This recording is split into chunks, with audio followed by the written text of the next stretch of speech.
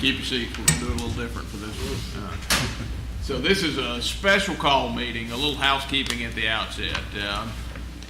We realized after we adjourned our last meeting until 5 o'clock this Tuesday that this was the first meeting of the month, the open of the regular meeting of the Board of Aldermen, which is actually set by ordinance.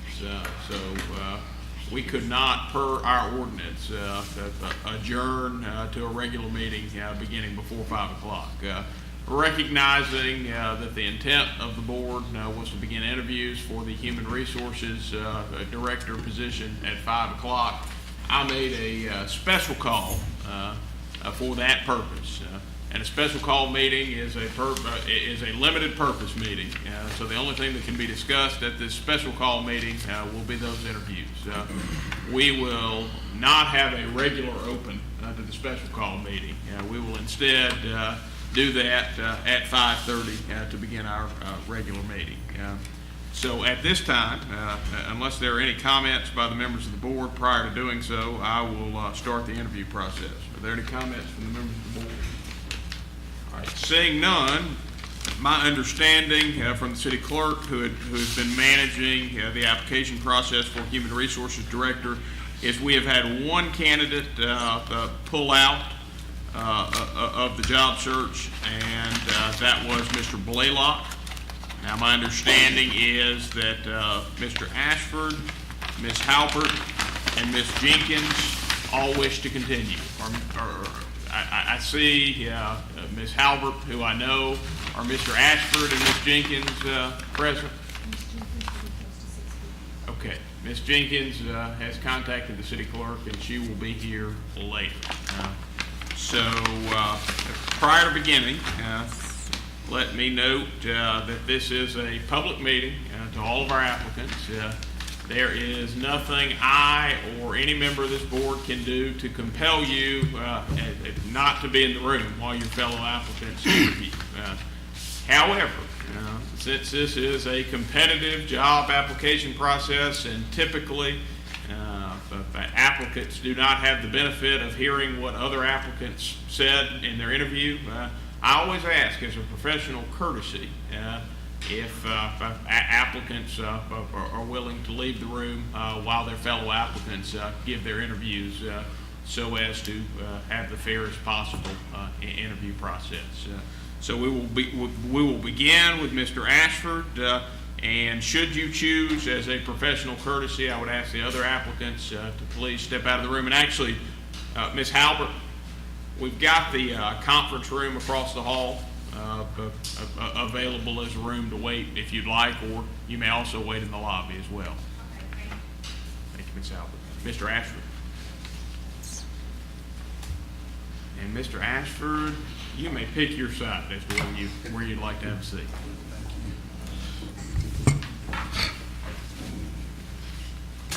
Now, Mr. Ashford, let me give you a brief overview.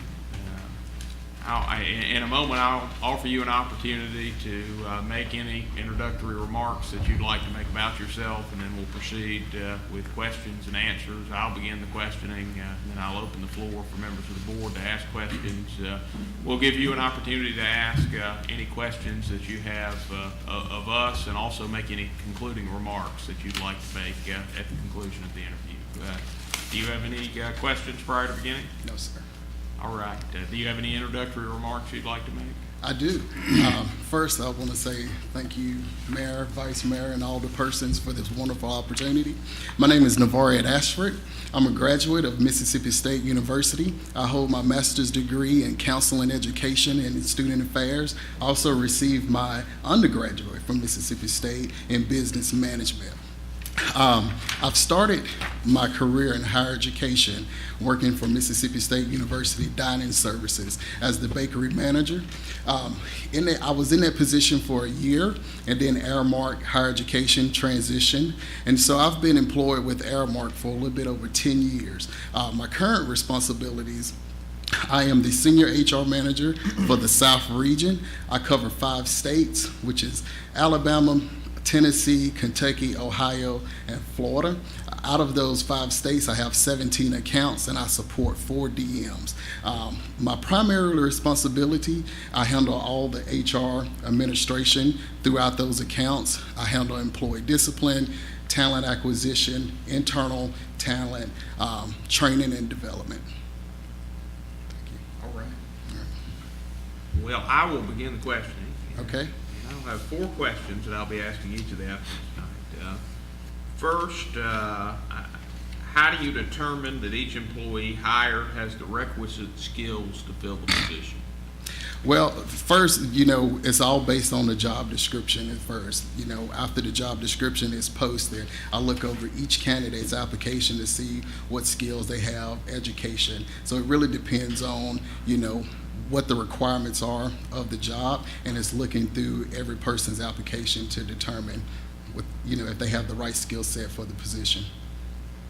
And how do you ensure that each employee's skills grow over time? Typically with training and development, I think it's important for us to offer our employees the opportunity to continue to grow in their current roles. And so that's often happens with some kind of on-the-job training, if the budget allow, maybe to send the employee somewhere to get additional training. One of the things that I enjoy mostly is peer-to-peer, is what I call it. Partner that employee with an experienced employee that's been in the position for a while to kind of give them that, on-the-job training as well. Our stated goal is to have a pay scale that is competitive, fair, and livable. How do you maintain that goal? I definitely would do a lot of research and utilize, some of the different cities that's around us to kind of see what they're paying. I've worked with Mississippi State University with the Stennis Institute. They typically can come in and do a wage analysis for us. So I will ensure that we're just staying competitive by continuing to do research and kind of, partner with third-party companies, to come in and do an analysis to make sure that we're paying them, our employees within a reasonable wage. What is the best way to maintain a healthy workforce morale? I think employee engagement is important. I tell people all the time, our employees are our biggest assets. So you want to make sure that the employees are appreciated. And, if it's having a picnic or just saying thank you, really, a lot of the times. So in order to keep up the morale, just recognize the employees for all the great things that they're doing.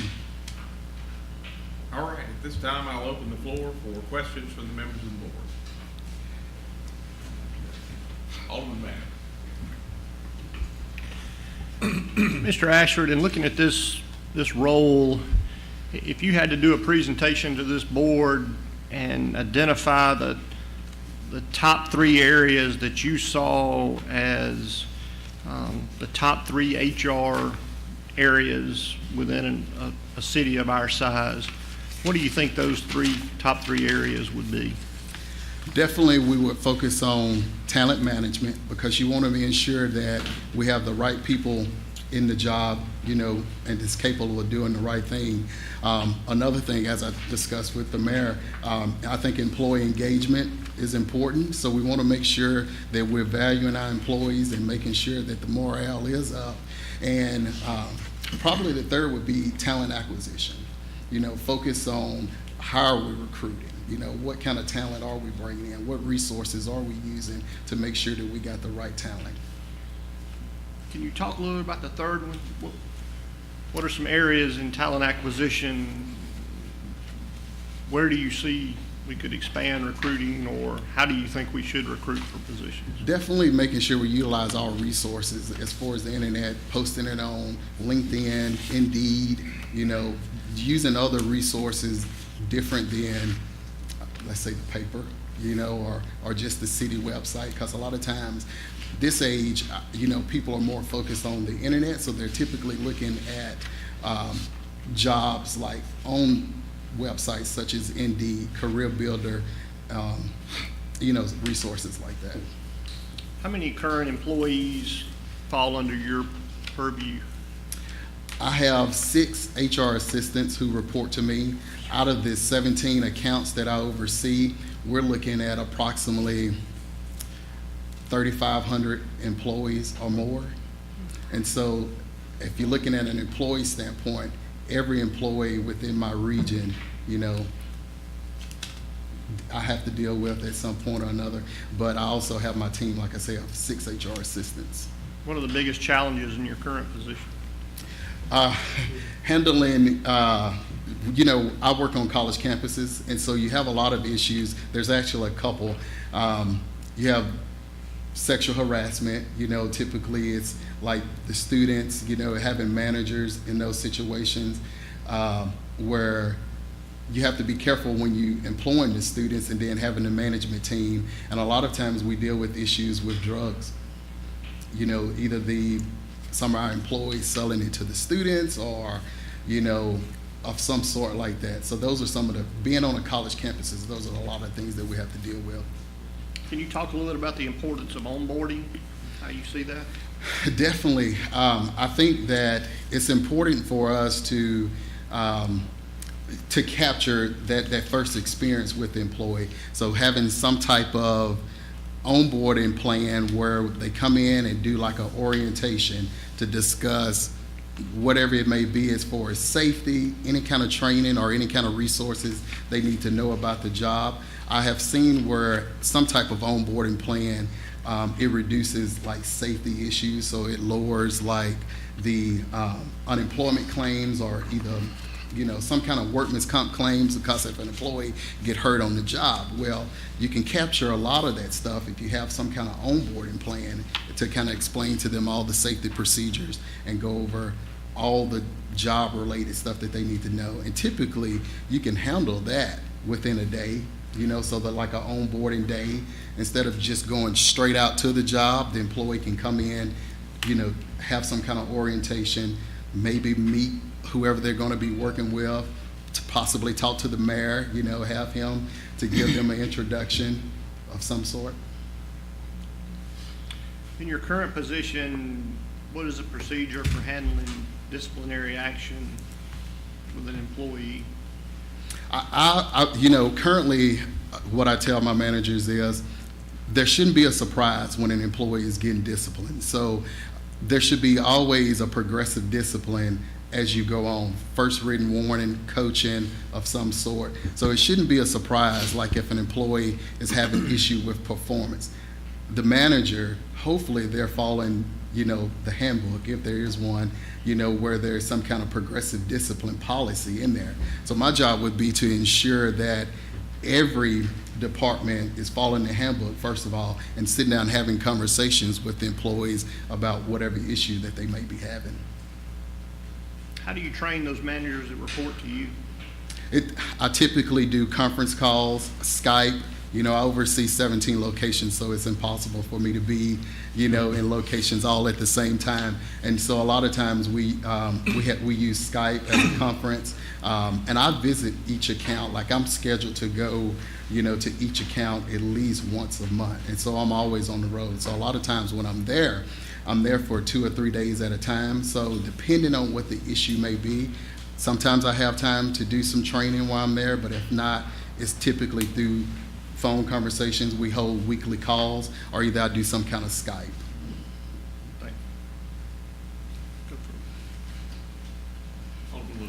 Mr. Ashford? Yes, sir. What would you say would have been one of the most difficult tasks or that you've encountered in your years in HR, and why? Like I said, a lot of things that I deal with on campus is typically issues with sexual harassment, threats, or either drug related. I think my worst case that I've dealt with, I had a situation where, our employees, of course, they don't make a lot of money. And so I had one situation where the manager was trading favors for one of the employees in order for them to get additional hours. And by us working on a college campus, of course, we had to report it to the dean of students because a student was involved. We had to report it to the police, to get them in to do an investigation. And it's a shame, but that was probably one of the most challenging situations that I've had to deal with. See, you've been in the private sector for some time. make you want to jump over into the public sector? The business sector? Well, there's a couple things. I definitely enjoy what I do, but I got married 2.5 years ago, and so I travel all the time. Like sometimes, depending on where I have to go, I leave, on Sundays. I don't come back home until Thursdays or Fridays. So that doesn't leave a lot of time with family. When I saw this position posted, I thought it was a great opportunity because it would still give me the opportunity to do what I love, which is work, take care of the people, HR, and, it's a great opportunity for me to come back home. Have you been involved in any EEOC matters, and to what depth? I have. I typically am the one who's doing the investigation, writing the position statements. If I have to go to court, I have a partner, which is the Aramark lawyer, who's always sitting in with us, but I typically carry it through the whole process. That's writing the position statements, depending on if we win it or not, or if we have to go to court, I have to sit in on court. It just depends. Okay, you've seen the job description for this job? Yes, sir. And you're aware of the salary range, is that correct? I am. And I understand you supervise 3,500. Is this going to fall in your range of expectations? It will, yes, sir. Actually, I'm assuming it'll probably be less employees working for the city. Significantly. Yes, sir. Thank you. 300, if you were. Okay. Alderman Carter? Kind of a follow-up to Alderman Little's question, but I guess, first of all, thank you for coming out, and I'm impressed with the multitude of individuals that you oversee on a day-to-day basis and what you do. I guess the question was more or less what he asked is, other than the political aspects, what do you think the biggest difference between the private sector that you've dealt with, and if you've done the research on our city, what's going to be the difference besides maybe the political aspect, or what do you think, how would you transition into that? The difference would probably be the amount of employees that I oversee. HR is HR and is dealing with people and taking care of the people. My responsibility, whether it's with the city or with the Aramark, first I'm here to protect the city and then be a voice for the people. And so that would be pretty much the same. So the difference would be the amount of responsibility that I'm currently taking care of. Thank you. Alderman Wynn? Thank you so much. Mr. Ashford, Yes, ma'am. when I came in this evening, I discovered that we've kind of known each other many years ago when I was a graduate student. You were in management with Aramark then at Mississippi State. I was. And I used to come in on Tuesdays and Thursdays. To the bakery and get fruit bars. I sure did when I was on my way to graduate class. So I never knew your name, so it's Mr. Ashford is your name. So I would always say Mr. Ashford, but I never knew the first name. And then I've been at an engagement that you oversaw for the president of the university, so I remembered you. Yes, okay? ma'am.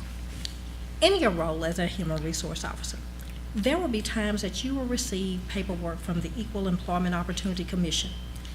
It is imperative that paperwork such as that is processed and tendered back to them before on or before that deadline that is requested. Is that important to you in your role as a human resource officer? If the answer is yes, tell us why that is important. It's definitely important.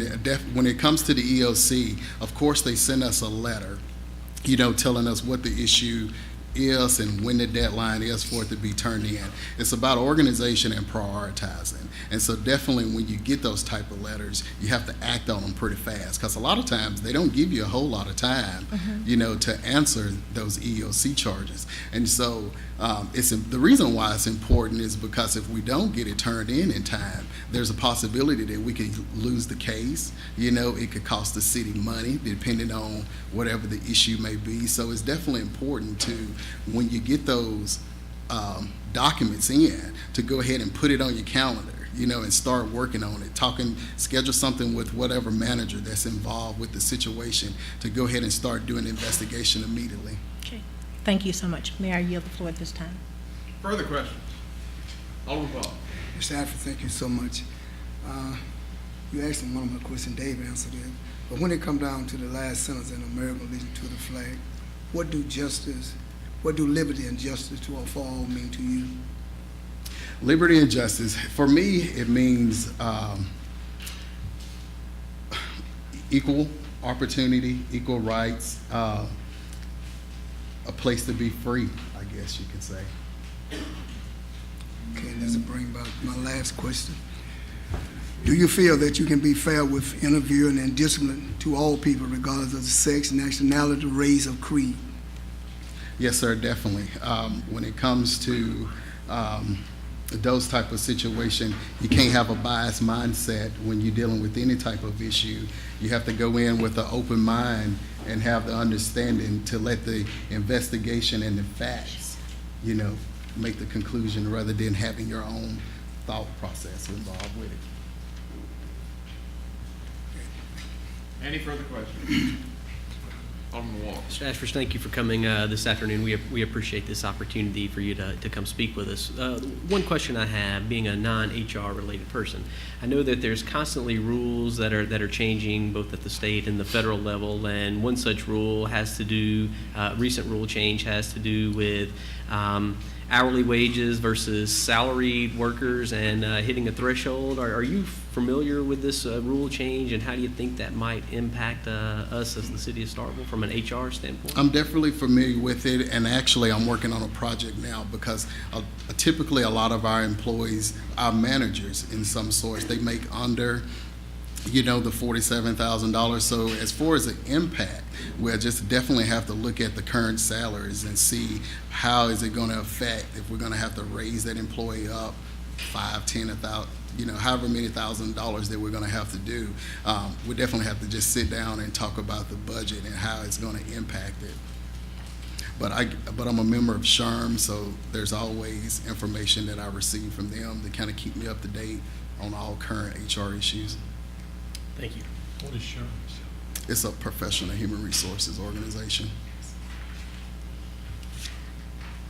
Any further questions? Any further questions? Any further questions? Seeing none, Mr. Ashford, we've asked a lot of questions of you. Do you have any questions for us tonight? Yes, sir. I got a couple. It's directed to anyone. From an HR standpoint, what are some of the things that the city could improve on? I think we could improve on our training. I think some departments do better than others of training once we've hired somebody. But across the board, I don't think historically we've done as much as we need to. And I think that's an integral part of investing in your workforce. And that would also be inclusive of safety training. I think particularly our organizations that have more hazardous field operations, they have some that's required by law, and they're more accustomed to risk management in the workforce. But risk management applies to every aspect of city operations. And I think if it's not a hazardous field activity, we do very little in that regard, and we could stand to do more. Any alderman like to add anything to that? Alderman Carver. Just by nature of this, we've been without a director of HR for a while, so whoever fills this position, that's probably just something that's naturally going to help to maybe build on some morale in our employees here with the city. Second thing we've done a good job of is starting to do it, like you're saying, kind of picnics and get-togethers, and just trying to do things that maybe to boost morale. Being a college town, doing anything associated with game days. We've done tailgates in the past, things to get. Oftentimes you'll see the departments here in the city, even though they work together on a daily basis, they really don't know each other. One's off doing one and another's off doing another. So this city is getting much, much better about just building the team aspect of all city employees. So those are some things we are working on, but we could work on some more. So. Any further board responses to Mr. Ashford's questions? Mr. Ashford, more questions? One more. What are some of the challenges or roadblocks one might have in this position? I think actually you're dealing with one of the biggest challenges right now, and I don't care what 8 people you put at this table. The fact that 8 people make all of the hiring, firing, disciplinary, and promotional decisions for the city is a challenge probably quite unique to the profession of human resource management. There's just not many organizations that operate like that. That is the way the law sets us up to operate. So it is a natural fact of life that the HR manager must deal with in this system, and I think it's extremely difficult to navigate. Further You response? touched it up there. I think mostly it's that hiring and firing processes is one of our difficulties. And I think it's one of the biggest challenges that we have, the hiring and the firing process that we have to go through. Any further responses?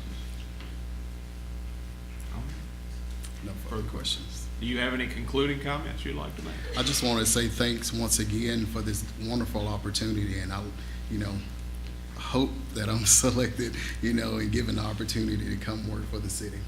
Appreciate it. I was going to ask you, you said you're married about 2.5 years ago. Have you had any children yet? Or? I don't. Okay, thank you. Well, thank you very much, Mr. Ashby. Thank you. Thank you. Chief? Mr. Mayor.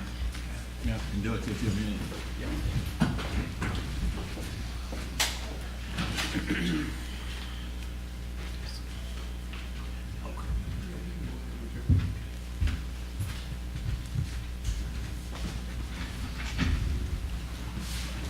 Well, as the Vice Mayor just pointed out to me, it's not quite 5:30 yet, but we certainly do not have time to conduct another interview before 5:30, so we can keep the schedule, meet the requirement of the ordinance, and have a proper open to the regular board meeting at 5:30. I would hear a motion to adjourn the special call meeting. And give just a little bit of housekeeping before I hear it, because I see several people have joined us since we started. This is a procedural formality. We will continue with the interview process.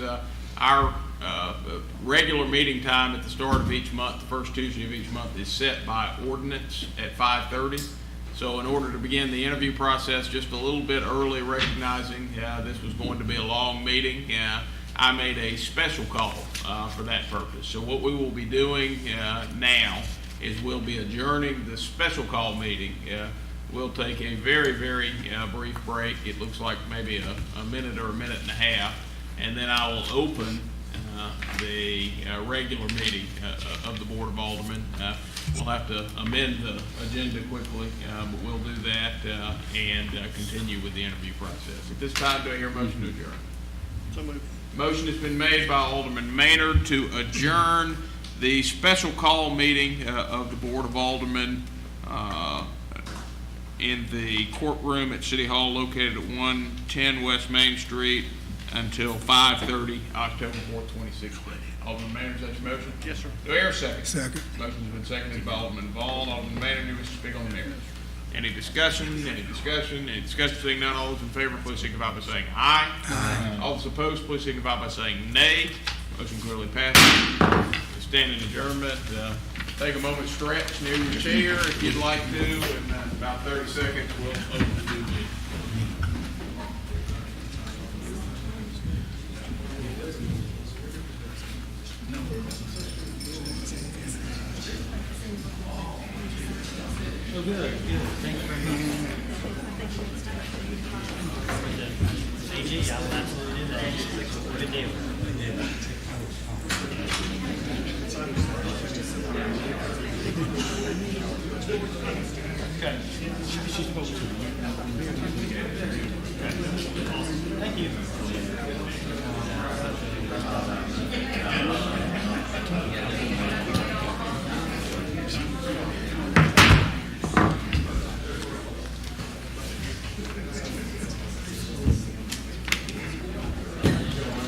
Chris, how's it going, man?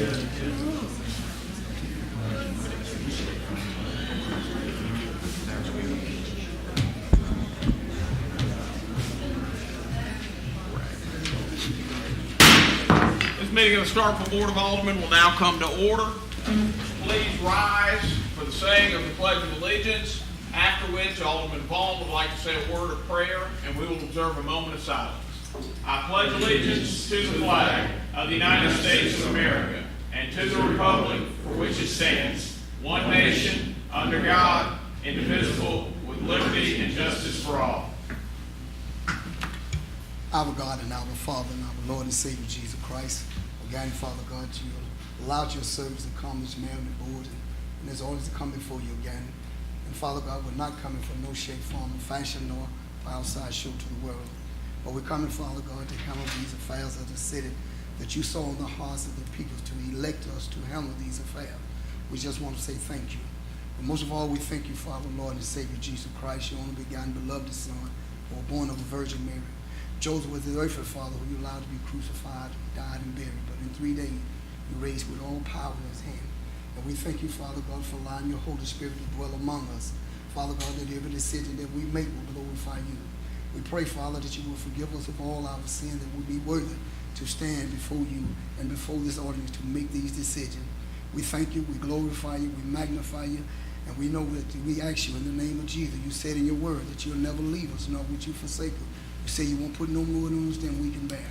And we just pray, Father God, that you will bless us all to conduct ourselves in a Christ-like way, that we'll always be mindful of one another's decision. We thank you for being the God that sit high and look low. Heaven is thy seat, and earth is thy kingdom. Lord, we give all praise and honor and glory to you. In the name of Jesus, we pray. Amen.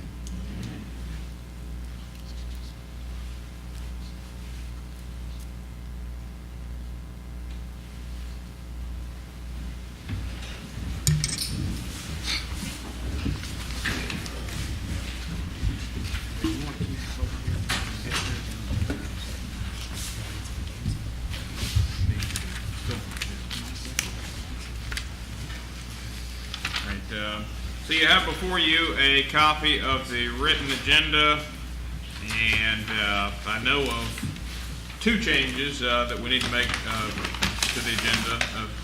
The first is we need to add the interviews to the beginning of the agenda, because we don't actually have that on the agenda. And the second is we were scheduled to have a public hearing on properties located at 1040 North Montgomery Street to determine whether they are menace to public health, safety, and welfare. The city attorney, in consultation with the property owners and staff, has determined that we have not met the requirement of the law to have that public hearing yet. I'll allow him to expound on that, but I do recommend, since we have not met that legal threshold, that item be removed from the agenda as well. Alderman Maynard, would you like to speak before I recognize the city attorney? No, simply put, the statute calls for strict compliance with the notice requirements, and those notice requirements weren't met all the way around. So we need to renotice if the board plans on going forward in that direction. Mr. Memo, recognize. Right, I've got Maynard, then Perkins, then I've got Carver. Mayor, I'd like to move approval for the city attorney with the involvement of the city staff as needed to provide the proper notice and/or institute the proper legal proceedings under Starkville Code of Ordinance and/or Mississippi Code of 1972 as amended and annotated to facilitate the cleanup and/or seizure and/or demolition of the properties located on the tax parcels 117E00, 022.00, 117E00, 023.00, 117E00, 024.00, 117E0025.00, 117E0026.00, 117E0027.00, 1173 00028.00,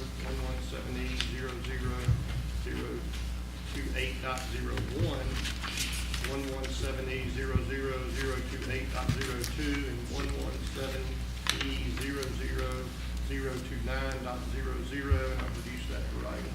Motion has been read, it's been reduced to writing, and it's been placed with the city clerk without objection. I will not ask for it to be reread. Seeing none, do I hear a second? Second. Motion has been seconded by Alderman Perkins. Alderman Maynard, do you wish to speak on the matter? No, sir. Any discussion? Any discussion, seeing none, all those in favor, please signify by saying aye. Aye. All those opposed, please signify by saying nay. Motion clearly passes. All right, I've got Perkins, then Carver waiting to speak. Prior to recognizing them, I will remind you, there is still the matter of revising the agenda. My recommendation, in light of that motion, would be to remove both the public hearing and item 11B2A, which was the action item on the matter, since we will not be having the public hearings. Mr. Mayor, that motion took care of my comments. Okay. Yes, sir. Alderman Carver. My question was answered. Okay. Mr. Mayor, may I recognize? You may. Make a motion to remove item under 8, public hearing. The proposed recommendation from Alderman Maynard is to remove Roman numeral 8, the public hearing that you had scheduled tonight. Alderman Maynard, is that your proposed revision? Yes, sir. Do I hear a second? Second. Or, excuse, I'm sorry. Is there any objection? Any objection? Any objection? Seeing none, that matter's been removed. Alderman Maynard, would you like to also propose revising the agenda to remove item 11B2A? Yes, sir. All right, proposed revision from Alderman Maynard is to revise the agenda to remove item 11B2A, which was the action item related to the properties. Alderman Maynard, is that your proposed revision? Yes, sir. Is there any objection? Second. Any objection? Seeing none, that matter's been removed as well. Alderman Maynard, do you have any further proposed revisions? Yes, sir, Mayor, I'd like to move to continue the interviews, replace that as 4. All right, the proposed revision by Alderman Maynard is to add, or to reorder the agenda, placing a Roman numeral 4. The interviews of the following candidates for Human Resource Officer position, Stephanie Halbert and Amanda Jenkins on the agenda, and to reorder the remainder of the agenda to accommodate the change. Alderman Maynard, is that your proposed revision? Yes, sir. Any objection? Any objection? Any objection? Saying none, please note the change. Alderman Maynard, do you have further proposed revision? No, sir. Any further? Alderman Nguyen. Yes. Page 4, under item 11B, 2 planning, item B and C, move those to page 3 under item B, and do those as C and a D, and those after that are to continue as are. All right, and Alderman Nguyen, you have 3 items related to that matter. Do you wish only to move the first 2, or would you like to Actually, move I'll all move 3? I'll move all 3.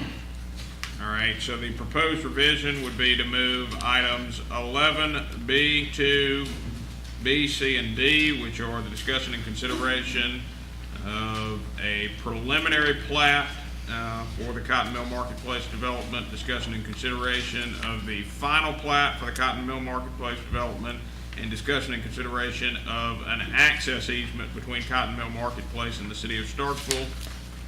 And did you want those, where did you want to move? Move those to page 3 and list that under Bulldog Bash right there, and they would become items C, D, and E, and the remaining is to follow thereafter. All right. So the proposed revision would place those 3 items under mayor's business as items C, D, and E. C, D, and E, and reorder the agenda to accommodate the change. Alderman Nguyen, is that your proposed revision? Yes. Do I hear any objection? Any objection? Any objection? Any objection? Seeing none, please note the change. Alderman Nguyen, do you have further proposed revisions? No, I do not. Any further proposed revisions by the members of the board? Alderman Walker. I'd like to propose under category 11, department business, under I, personnel, number 5, to remove from the agenda.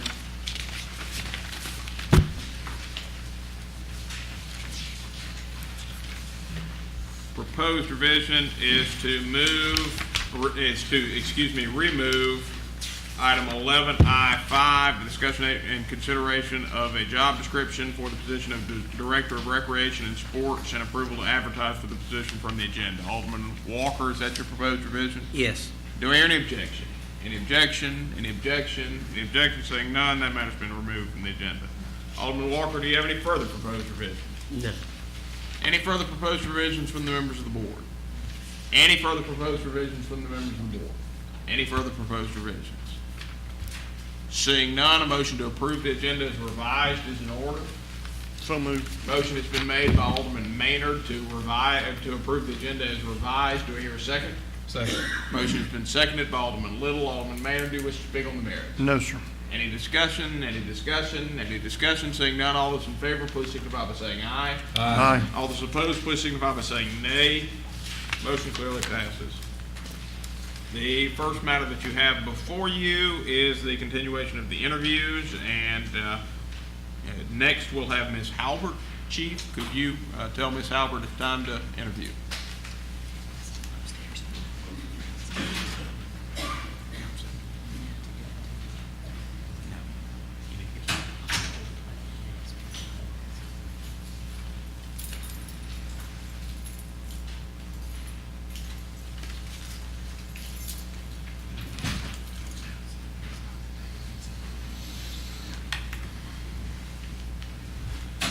Miss.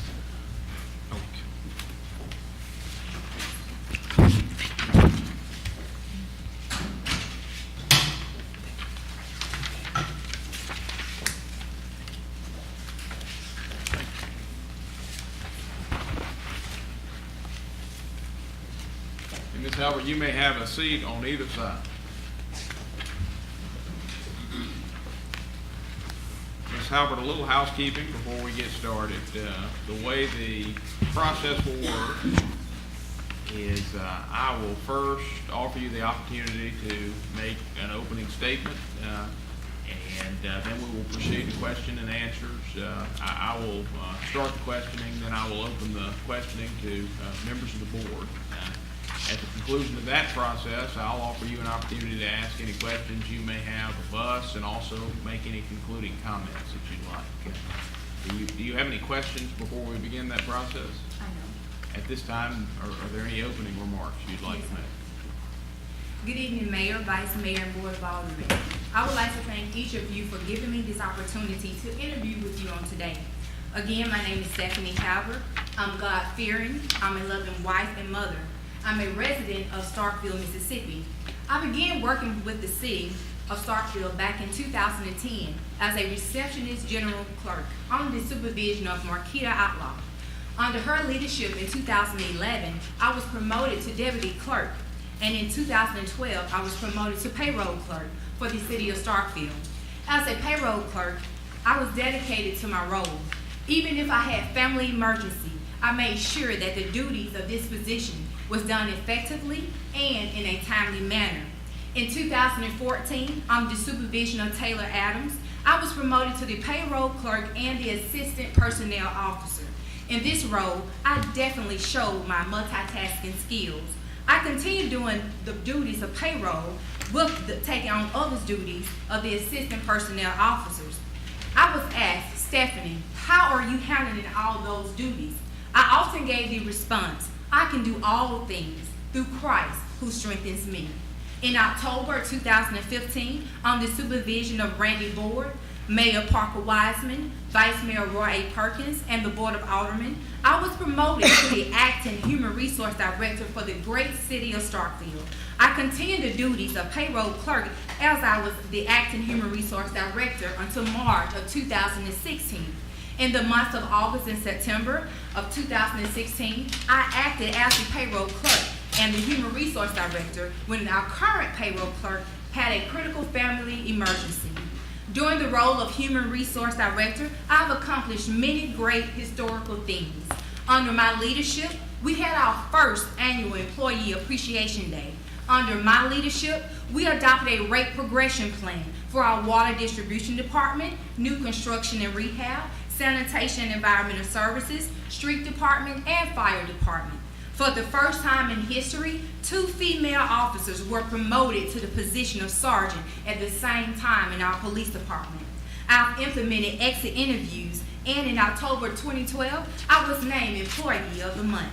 I've been with the city of Starkville for 6 years, and I've never had any disciplinary action in my personnel file. Been an active human resource director since October of 2015. To my knowledge, I have not received any complaints. I possess great dignity and integrity. I've been fair, firm, and consistent. I've multitasked effectively. I've shown respect to everyone I encounter. I'm dedicated to the role of Human Resource Director. Not only that, I'm dedicated to my superior, I'm dedicated to my colleagues, and I'm dedicated to the employees and also to this great city of Starkville. And the packet that I provided to you, this packet just presents some of the courses and seminars that I've attended. Also, it possesses our current mission statement along with my proposed mission statement. And it also possesses the structure of the Human Resource Director, our general responsibility within the department. You also will see how many employees we have by department and as a whole. And also it shows my goals that I have for the department.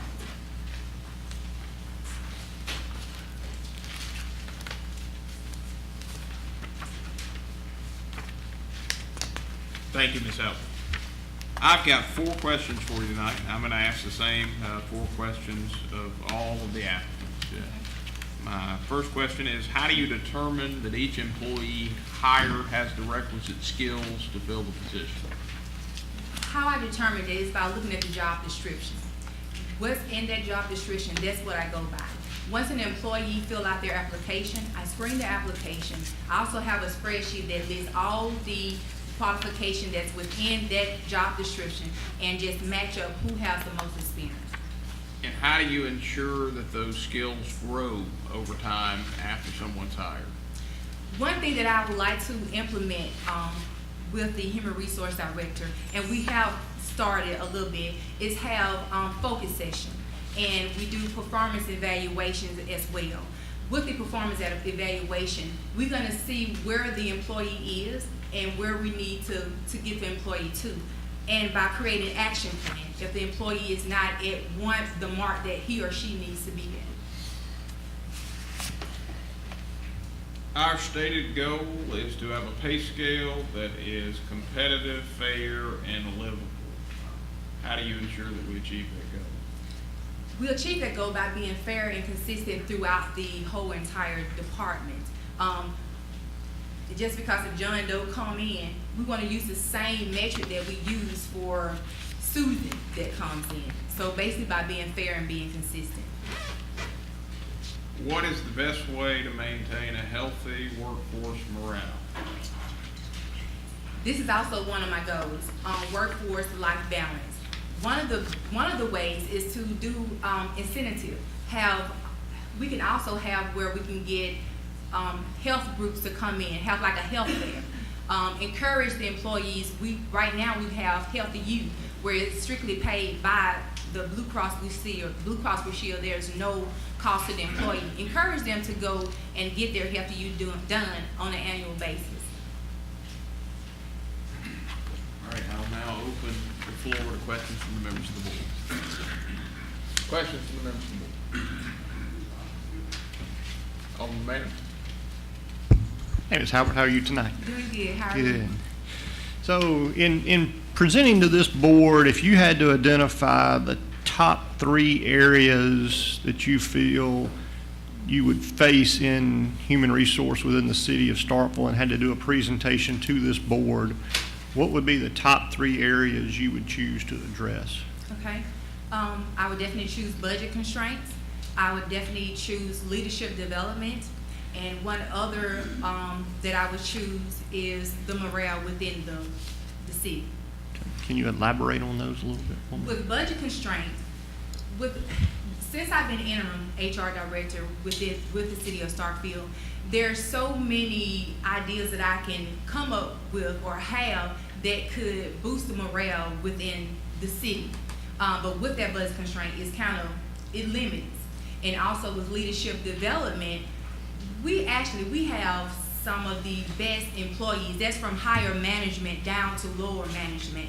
And I'm grateful that we have the progression plan in place, because with that, this kind of help us with the leadership management. Because if an employee comes in just as a maintenance worker, that employee don't have to stay as a maintenance worker. He has the option where he can move from maintenance worker 1, maintenance worker 2, all the way up to a foreman within a department.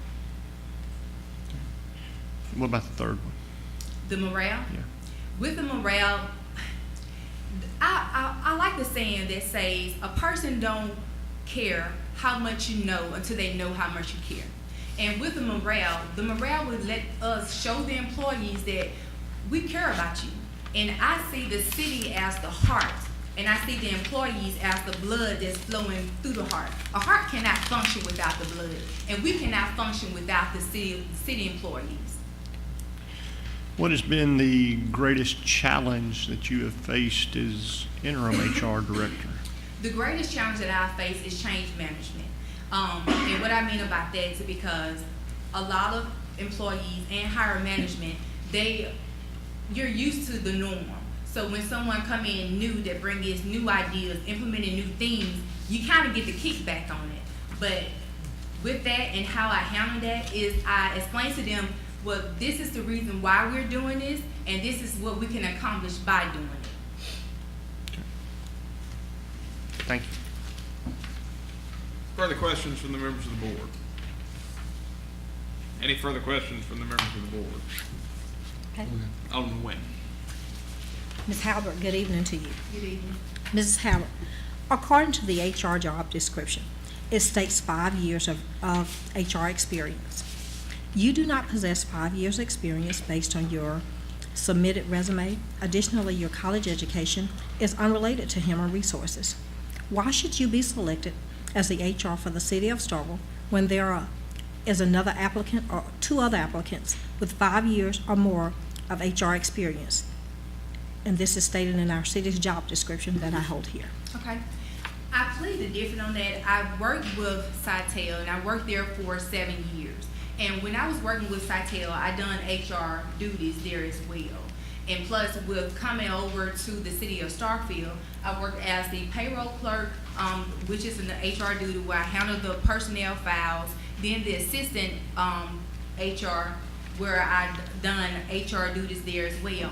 But what sets me different from the other candidates is that I'm passionate about what I do, and I enjoy what I do. And I'm the type where, I don't know if you all notice, when I meet or greet the employees, I always say, how are you doing, Mr. John, or how are you doing, Mr. Poe? I treat them with respect. And I don't think that there's no other candidate that's applying for this position would be as passionate as I am. Okay. And I'm going to ask another question that may take a little bit of time to process this one. Okay. If you had knowledge that there is a flaw in the city's HR guidelines regarding holdovers, grievances that relates to an employee suspension, would you bring it to the board's attention? If there is a flaw within the cities of Starkville policies and procedures, yes, ma'am, most definitely I would bring this to the board's attention. And the reason that I say that, and I'm glad you mentioned about the city policy and procedure, one of my goals is to modify our policy and procedures, because I've experienced where a lot of things is not as defined as it should be. And another thing is laws change constantly. And I would definitely want to make sure that the city of Starkville is abiding by every law. We're crossing every T and dotting every I. All right. And my last one to you, has the processing of Equal Employment Opportunity Commission paperwork or documents that have an EEOC return deadline been a high priority to you in your role as interim HR for the city of Starkville? It has, and I only encountered one since I've been the interim HR director. And with that one, the turnaround was right on time. I made sure that everything was done in a timely manner. If that paperwork is not processed and tendered to EEOC, on that date, on or before, does it pose problems for an organization such as our city? It could. It definitely could. Will you please tell us about that? Especially if we don't reach out to EOC. I mean, things happen. It could be an emergency that happened. The reason why or we could probably didn't receive it. But it's definitely to reach out to EOC to let them know that whatever the case might be or whatever the reason might be. And the problem that it could occur is whatever the former employee or employee is, the complaint is, it could look as if we are liable for whatever the complaint is. I yield the floor at this time.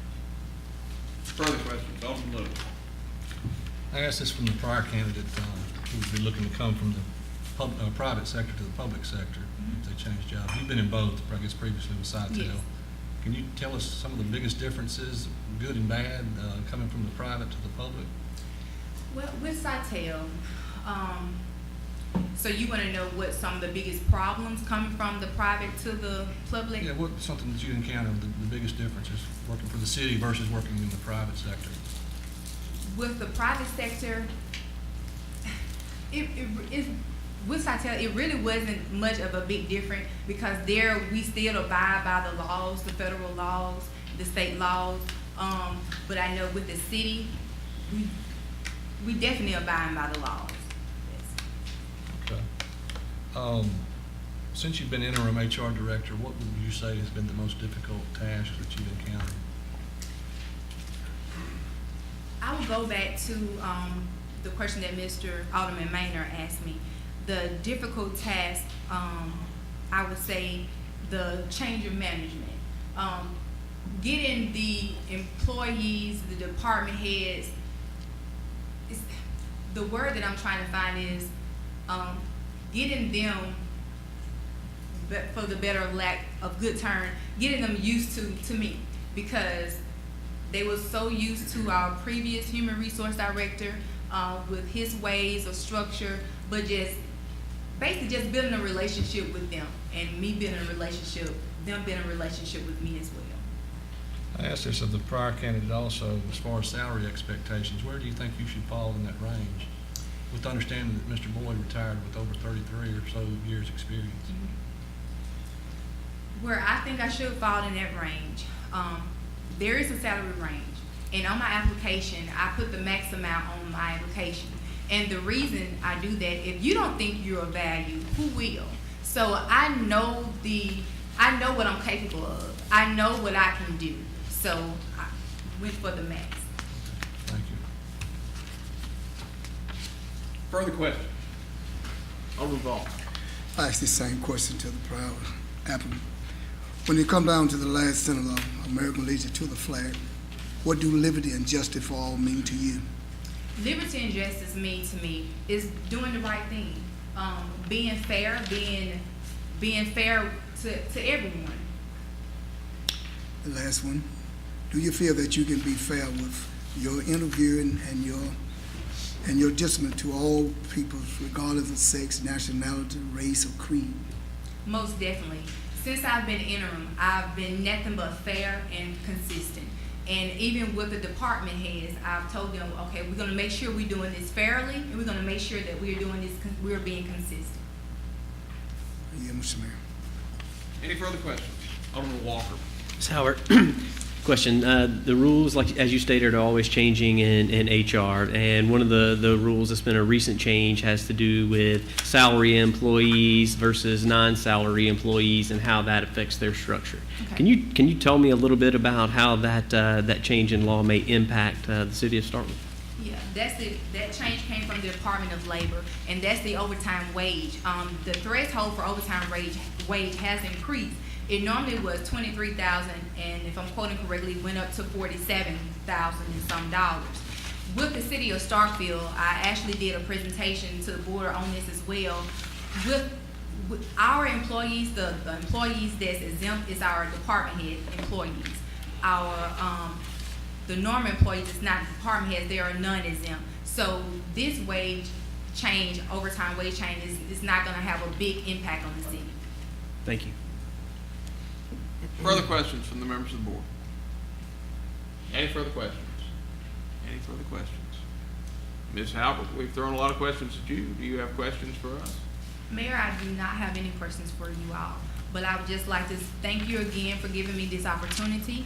I've enjoyed the journey that I have been blessed to have as the interim HR director, and I pray that I could eventually take off interim and say human resource director.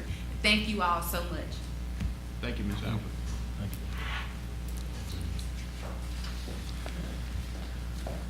Chief, could you check and see if Ms. Jenkins has arrived?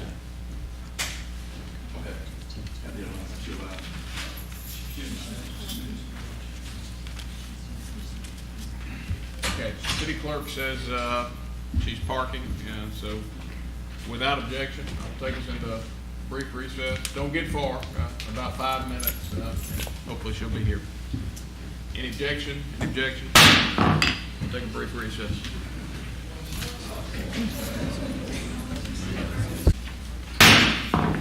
Meeting will now come back to order. Ms. Jenkins, I think you had the farthest drive to get here tonight. We thank you so much for making the trip to be with us. Let me go over process before we begin and see if you have any questions. I'll start by giving you the opportunity to make any introductory comments that you'd like to make, and I'll follow that by asking you some questions and then opening the floor to the Board of Aldermen to ask you questions. And we'll conclude by giving you an opportunity to ask any questions you may have of us, and also to give a concluding statement if you'd like to. Before we begin that process, do you have any questions? No. All right. Do you have any introductory comments you'd like to make? No, just thank you for taking the time to work around my schedule. All right. Well, I'll start you off with 4 questions, and I've started all the applicants with these 4 questions. The first is, how do you ensure that an employee has the requisite skills to fill a position? How do I ensure? Background checks on them, talking to them, getting their experience from them, and if they got education, do the education checks. But main thing is the background checks and talking with them and finding out from them what experiences they have. And once someone is in a position, how do you ensure that their skills continue to grow? Make sure they have the proper training, that they can be mentored by someone over them. But the main thing is the training. Our stated goal is to have a pay scale that is competitive, fair, and livable. How do we live up to that idea?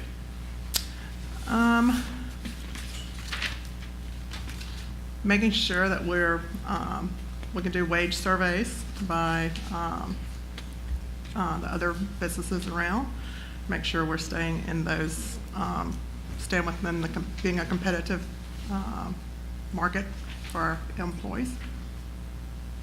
And finally, what is the best way to maintain healthy workforce morale? Healthy workforce morale is having a good safety program in place, having good benefits for our employees, making sure that we have wellness programs for them to participate in. But the main thing is making sure we've got the safety program in place so they can come to work and leave work the way they came. All right, this time I'll open the floor for questions from the members of the board. Alderman Mayor. Hey, Ms. Jenkins, how are you? Good. How are you? Tell us a little bit about you. Give us a little bit about your background and area in HR. I started with International Paper in 2000 out of the Ridgeline, Mississippi office in the forestry business. Started out being the HR person for all of the hourly employees, handling the payroll, the benefits, comp stuff, was over the workers' comp program. And then they centralized our HR department, and I transferred to Savannah, Georgia in 2001, was there for 3.5 years. Was still over all the hourly, and I also acquired the salaried employees. Started doing the affirmative action plans for all of our locations. We covered from Texas all the way up the eastern seaboard around to Wisconsin. And then in 2005, they relocated us to Memphis, Tennessee to the divisional headquarters. And at that time, they sold off all the forest lands and the wood products business, and we merged in with the Global Sourcing Group, which was the oil and gas minerals division of International Paper. And then in 2010, I transferred to the container business and went to Oklahoma City, and I had responsibility, was the sole HR person, standalone HR person for 2 container plants. I had a plant in Oklahoma City and one in Amarillo, Texas, and was with them for 2 years, and then they restructured our region, and I transferred to San Antonio, Texas as the standalone HR journalist, and I had 2 plants in San Antonio and one in Sealy, Texas. What interests you about this position? Just the HR perspective of it. I relocated back to Mississippi in 2014, I believe it was, and went into the automotive industry. And I don't know if you've ever been in the automotive industry, but it's kind of a beast. So I just started looking, and I saw this one online, and just being in Starkville, I thought would be interesting. And just the job itself, because right now I don't feel like I'm being able to use all of my skill sets in HR when I was in the automotive industry. So when I saw the job description, it was more of what I was doing at International Paper, hitting all aspects of the HR field. What do you think of the top 3 issues that an HR director faces in city government? In city government, I don't know that it's any different in any other HR field, but one is definitely employee relations. I know there's tons of HR issues when it comes to employee relations where I'm at. And another one would be probably the comp and benefits piece of it, making sure we're being competitive and providing the best benefits to our employees. And then the third piece of it would be the safety piece, and just looking at it from where I've come from. Like I said, I don't know that the city piece of it would be much different, but a lot of it is the safety piece of it, because right now where I'm at I just changed jobs from the Nissan plant. Safety was our top thing. We had the plant where I was at, we had the worst safety record in the company, in the Calsonic company. So we were trying to improve on that, so. Okay, thank you. Mm-hmm. Alderman Carter. What do you think would be your greatest challenge beside the political aspect of transitioning from maybe private sector to public sector? I know you touched on it, but what do you think the first 6 months, do you foresee any major changes in your day-to-day? Or? I don't know that public and private will be that much different. It'll be coming to, the main challenge is going to be learning the new processes, the way things are done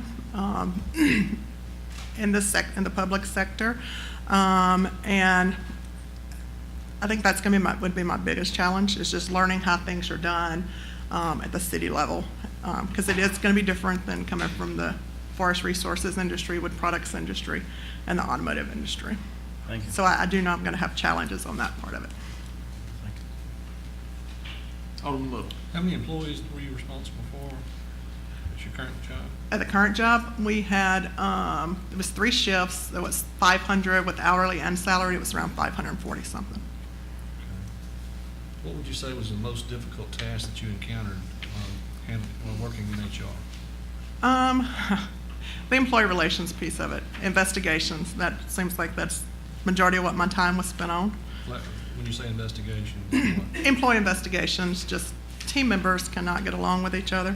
Harassment or something? We've had sexual harassment by employee, by our team leaders, but we've had to terminate 2 supervisors for sexual harassment, 2 team leads. Also, just team members not being able to get along. Just most of it was the girls, just keeping drama start up on the line, on the production line. How involved have you been in EEOC matters? Very. I just had to sign a affidavit for our legal team for him to send to the EEOC. One was saying discrimination. They never really worked for us. They came in through a temp agency, and we had told the guy he could not work for us, but he snuck in through the temp agency. We had to get the temp agency to term his assignment, and so he went and filed a complaint with the EEOC. So that's been almost a year, and we're still fighting him. So yes, I do have experience with the EEOC. Further questions? Any further questions from the members of the board? Alderman Vaughn. I got two questions that you were asked previously.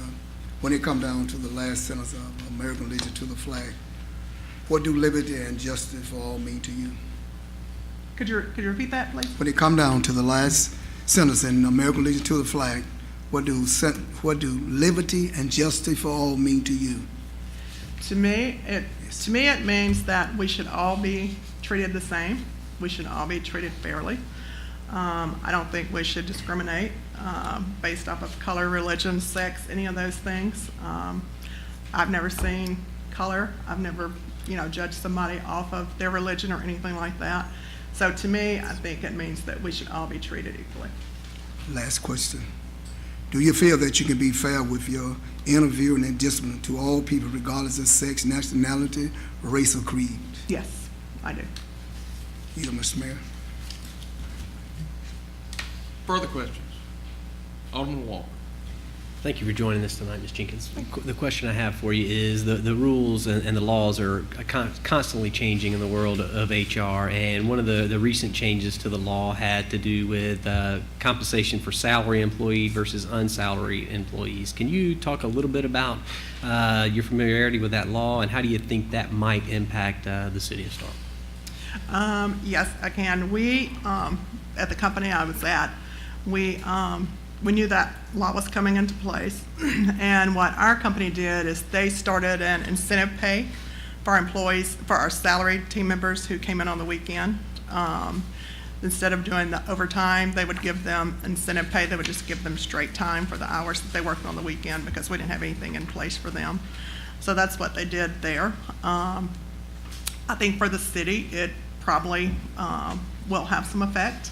I do feel like something would probably eventually have to be put in place. Thank you. Mm-hmm. Any further questions from the members of the board? Any further questions? Seeing none. Ms. Jenkins, do you have any questions for us? Yes, sir.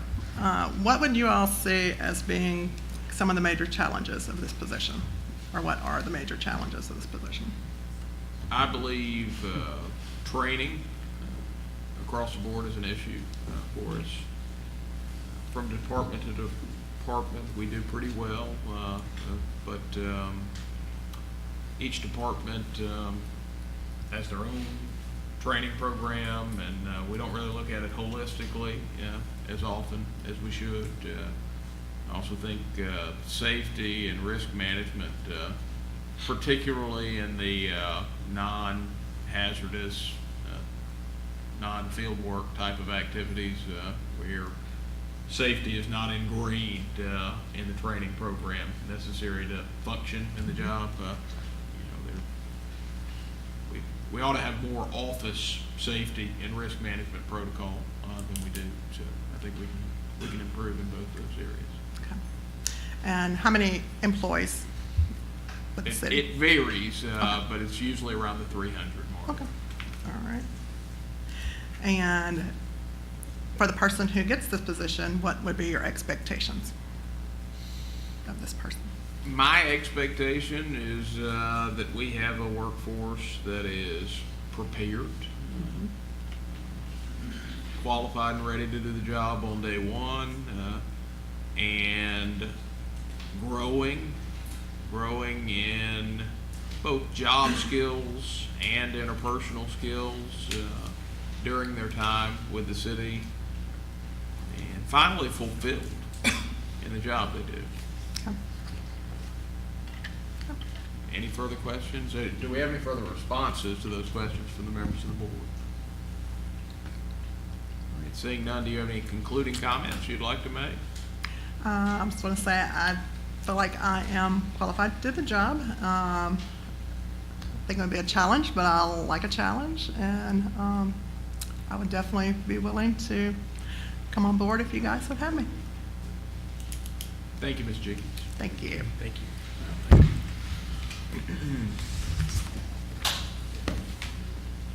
The next matter before you is the consideration of the minutes of the September 6, So moved. 2016 meeting.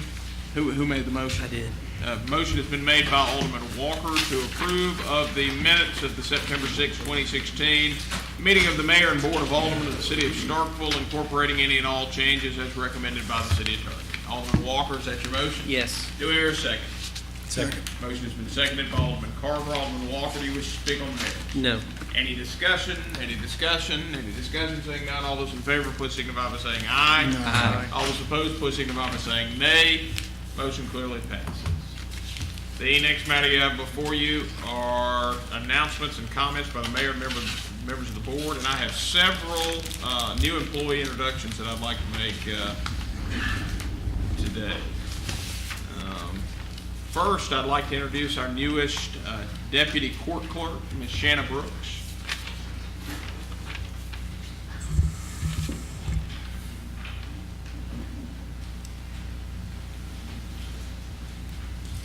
Shanna Brooks is originally from West Point and is a graduate of West Point High School. She attended Millsaps College and East Mississippi Community College. Prior to joining the City of Starkville, Shanna was the assistant manager at Sonic Drive-In. Shanna is the daughter of LaTonya McCody and the late Derek White. She is married to Brent Brooks, and they have 3 daughters. During her spare time, she loves to fish and spend time with her family. Please join me in welcoming Shanna.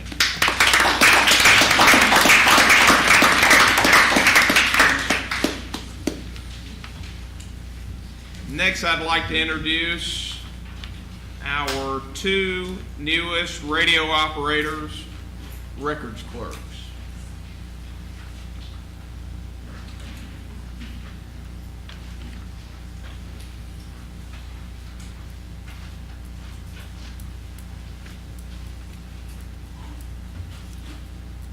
Felicia Jefferson is from Crawford, Mississippi, and graduated from West Lowndes High School. She is a graduate of Mississippi State University with a degree in criminology. Before joining the Starkville Police Department, Felicia was a dispatcher with Lowndes County E911.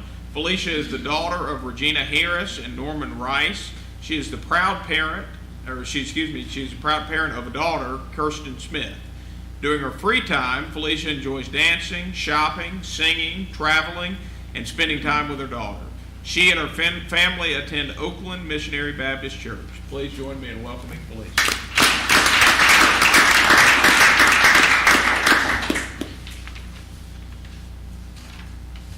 Alexandra Nash is from Starkville and is a graduate of Starkville High School. She attended East Mississippi Community College, where she studied nursing. Alexandra was a shift leader for Nukes before joining the Starkville Police Department. Alexandra is the daughter of Jerry and Tracy Nash. She has 1 brother, Grant. Alexandra enjoys hunting, fishing, cooking, running, playing with her border collie, Chester, and spending time with her boyfriend, Tyler Hanson. She and her family attend Redeemer and Vibrant Church in Columbus. Please join me in welcoming Alexandra.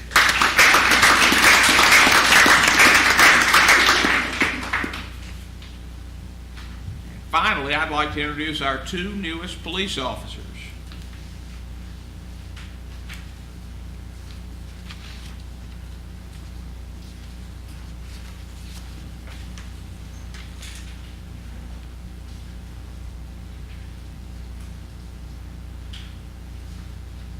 Garrett Mitten is originally from Louisville and is a graduate of Grace Christian High School. He attended East Mississippi Community College. Previously, Garrett worked for the Columbus Police Department as a police officer. Garrett is the son of Dan and Darlene Mitten. He has 2 sisters, Kristen Jackson and Kaylin Satterfield.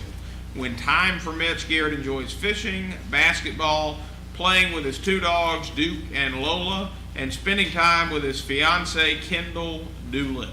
Please join me in welcoming Garrett.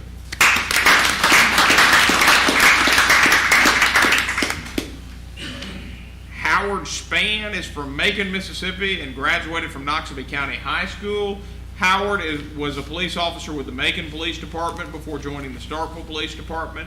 He is the son of Linda Walker and Howard Lee Spann. Howard has one sister, Elizabeth Walker. He and his family attend Hopewell Church in Macon, Mississippi. Please join me in welcoming Howard Spann.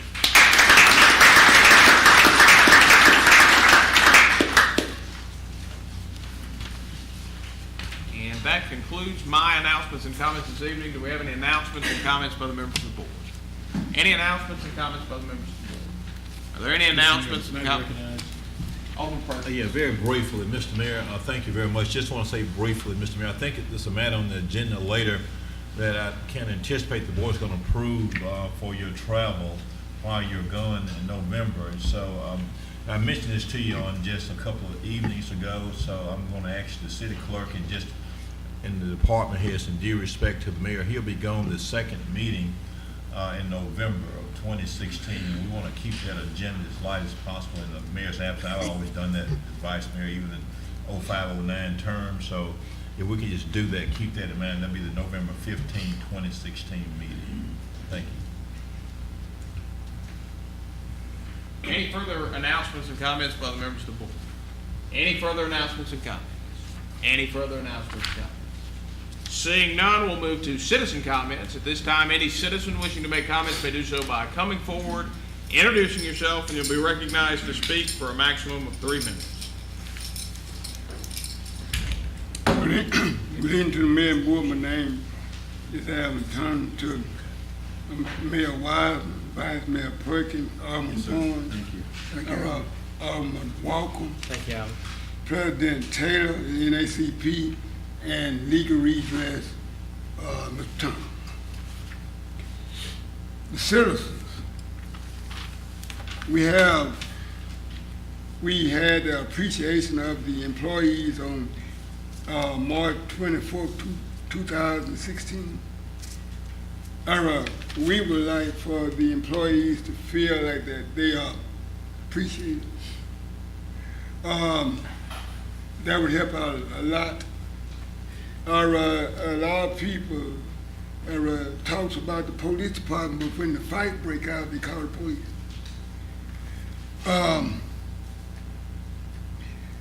We like to also, we have some citizens. We have a privilege, but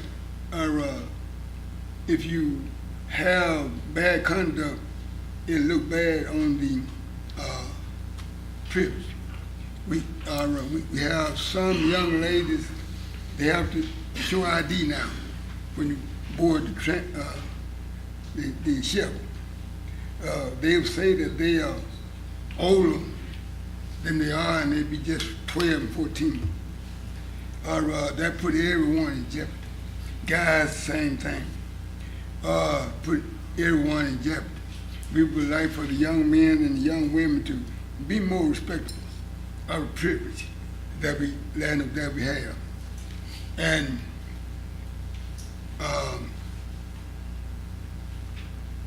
that are some concerns that the people would like to address. Thank you. Thank you, Mr. Turner. Further citizen comments?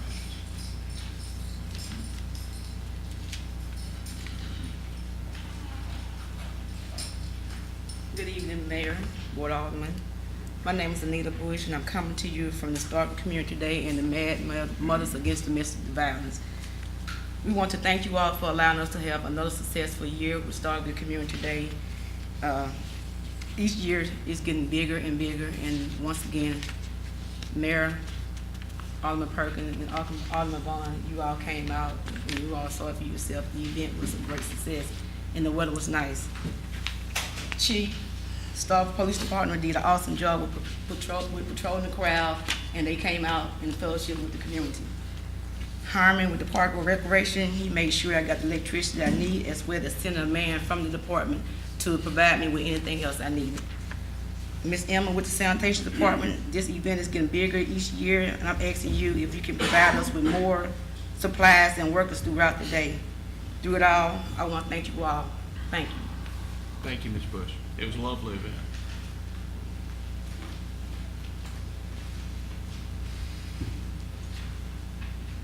Good evening, Mayor, Vice Mayor, Yes, board sir. members.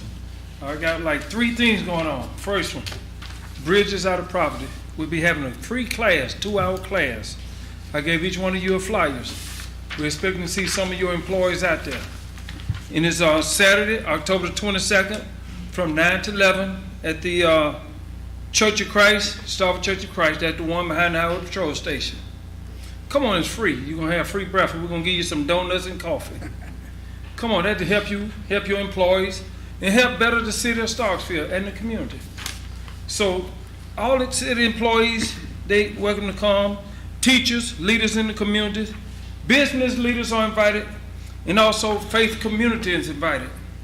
So the first 100 people who registered online or whatever, you come on in, and we will take walk-ins.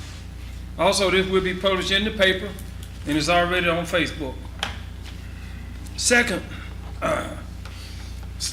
y'all know Saturday is the last day to register to vote for the upcoming election. So come on out. If you ain't registered to vote, encourage people to get out to come on. And third, the Democratic Party got a campaign headquarters, which is across the street from the jailhouse. They're having a vice president debate watch tonight. Come on out. You're welcome to come. If you're a Democrat, and if you're a closet Republican, come on too.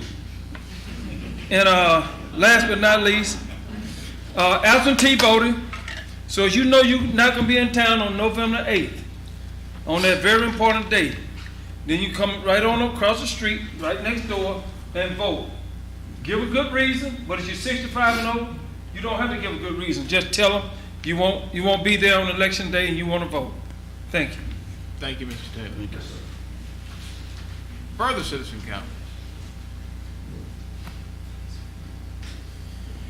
Any further citizen comment? May I distribute an item to you? You may. A drawing, thank you. Thank you. May 10th. Thank you. Thank you for allowing me to speak. My name is Mark Castleberry. I'm an adjacent landowner to the Cotton Mill Marketplace development. My comments are in regard to the plat you're considering this evening for Cotton Mill Marketplace. I think it's now items B and C on your agenda. It's parcel ending 337. My concerns to you this evening are regarding the terms that are being considered pertaining to the maintenance of Cotton Mill Marketplace Drive. Cotton Mill Marketplace Drive, you'll see in that drawing, it's a little yellow street. It's the drive between Chick-fil-A and Buffalo Wild Wings. It also passes in front of Cotton Mill Marketplace, the strip center, connecting on into Mill Street. It is my understanding that Cotton Mill Drive will remain a private drive with a permanent public easement. To my understanding, the maintenance of Cotton Mill Drive will be the responsibility of a private owner. Cotton Mill Drive is a very important access point to Spring Street, connecting people from Spring to Mill, then on into, they can then go to Mercantile and on to Russell. If it falls into disrepair, the public will be very negatively impacted. For myself, also considering additional development on our site, the idea of having non-security as to the condition of that road is also very troubling. We're supposed to consider a large investment that would, looking at ways of how the public, how dense we want to get a site. You got to be able to get people in and out of it. And if we have a potential problem on getting people in and out of it, then it's going to lessen our interest to develop that site. I ask that a condition of you accepting the plat is that the city of Starkville take responsibility for the maintenance of Cotton Mill Drive. Cotton Mill Drive is a part of the public improvements. The TIF dollar reimbursement has been sought, and we as a developer, and I believe the public, needs to have confidence that it will remain a publicly viable drive. I understand there is language there that refers to maintenance, but it merely states that the owner must maintain it. There's no enforceability to it, that it's stated to my knowledge, and I can of course be incorrect. But thank you very much. Thank you, Mr. Castleberry. Mayor, may I be recognized? You may. Mr. Castleberry, will you please come forward? Yes. So, is it my understanding that you're concerned that this developer in that area, if this board grants him to continue to own that street, that he will not maintain it? There's the potential there. And of course, I work in the world of 10, 20 years. So that as opposed to it's any private individual, as opposed to a public body that's held accountable, and there's a methodology, if something's not done in a public body, that any private individual, this is not there. And let me say this, and by no means do I speak for the developer, and he wouldn't want me to, but I would hope that if a developer is prepared to spend $19 million here in our city, he would be prepared to maintain the street. So you're saying that you would like to see the city have ownership of the street and maintain it. Is that what you're saying? I'm asking for maintenance of the street. I would certainly think if they would take it over as an ownership also, that would be good. But what I'm proposing right now is at least the maintenance of the street does remain with the city. And I can tell you, to the city, I can actually. say this to you because I'm an alderman. Yes. It sounds good that the city would maintain something, but we have our hands full just trying to maintain what it is that we have. And I think pretty soon that Mill Street will be repaired, but I think that you own property over there, and you certainly understand that for the longest, the city was not maintaining that, and we had conferences and everything else going on in that building. Yes. Thank you. Thank you. Are there any further citizen comments?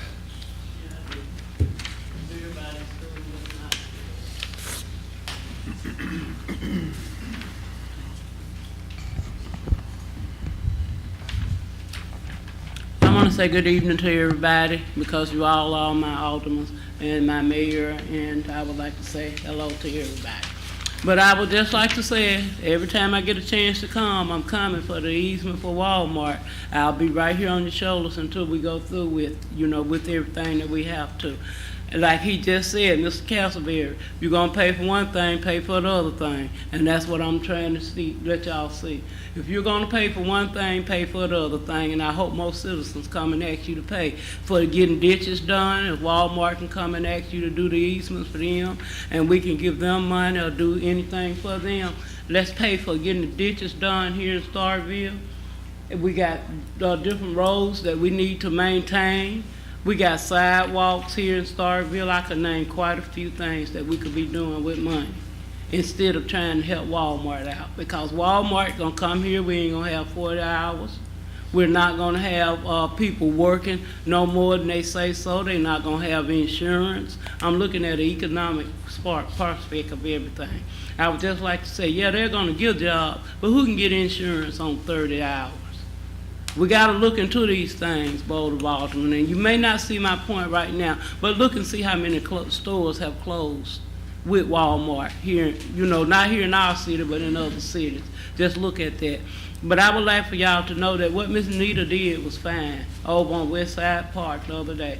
I tell y'all, that got to all the citizens over there. They enjoyed it. The children could go and enjoy it. If you look at it now, our children have to go over to the sportsplex from over on that side of the town. I'm not keep saying it, but we're not making any progress over on West Side.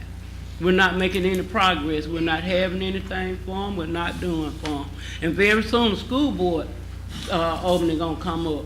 I would just like y'all to consider this, because last time we had school board opening, we had some good candidates that's still here in Mississippi that's gonna be here for a while. Please consider hiring somebody, getting somebody in that will come in and do a good job and be here for a little while. And I understand that Ms. Strickland, she's very nice, professional, and everything. But if you go back and look at it, it was a mistake. And Dorothy Isaac said that, not the company. I said that. It was a mistake because she had more opportunities in the world to go anywhere. But remember, our school board members should be people who in Starkville and have Starkville in interest at their availability. We have to look at it like that. Please, I'm not here to say anything difficult. I'm just trying to get everything that we can get done here in Starkville locally. I appreciate you. Thank you for everything that you did for the conference that we had Saturday. It was very nice. I'm through. Okay. All right. You used it all that time. Thank you. Thank you, everybody. Any further citizen comment? Do we have any further citizen comment? Any further citizen comment? Any further citizen comment? Seeing none, The next matter on the agenda is the discussion consideration of So moved. insurance. Motion has been made by Alderman Walker to approve of the insurance for Bulldog Bash as presented. Alderman Walker, is that your motion? Yes. Do I hear a second? Second. Motion has been seconded by Alderman Little. Alderman Walker, do you wish to speak on the merits? No other than to say, City Attorney, you're good with the latest language? It's a negotiated product. It's provided by the only provider who would be willing to write coverage to the city. And I'm always looking for the most insurance possible for this event, but this was the most insurance that they would give us. Good enough for me. Any further discussion? Any further discussion? Any further discussion? Any further discussion? Saying none, all those in favor, please signify by saying aye. Aye. All those opposed, please signify by saying nay. Motion clearly passes. The next matter on the agenda is... So moved. Motion has been made by Alderman Walker to approve of the request by Mississippi State University Student Association to modify their previously approved stage location for the 2016 Bulldog Bash as presented. Alderman Walker, is that your motion? Yes. Do I hear a second? Second. Motion has been seconded by Alderman Nguyen. Alderman Walker, do you wish to speak on the merits? No. Any discussion? Any discussion? Alderman Nguyen. Mayor, I got to say this. There's a couple that owns property on University Drive, Mr. Howe and Mary Fuller. I want to certainly say thank them for the work that they did to ensure that Bulldog Bash stayed in our city. For without their assistance and their counsel, this may not have been possible, and I wanted everyone to know that. I yield the floor at this time. Any further discussion? Any further discussion? Any further discussion? Saying none, all those in favor, please signify by saying aye. Aye. All those opposed, please signify by saying nay. Motion clearly passes. The next matter on the agenda is the discussion and consideration of request PP 16-17 for preliminary plat approval for one parcel with the parent parcel number 1010-00-337.00. And Mr. Sanders, along with Ms. Corbin, will introduce the matter.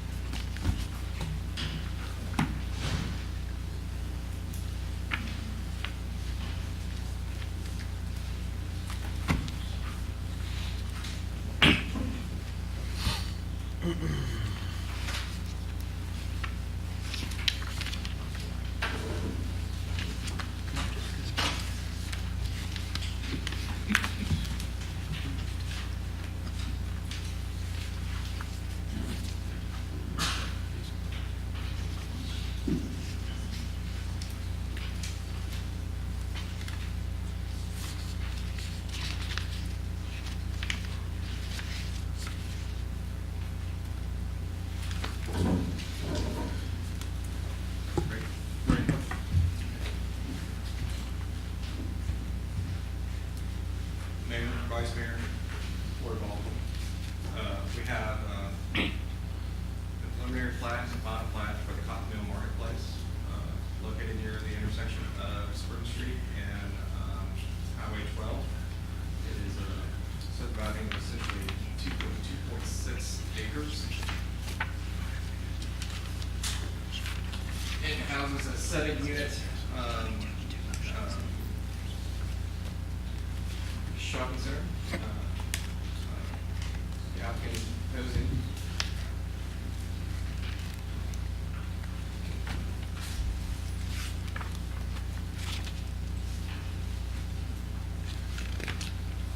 a Mill Street.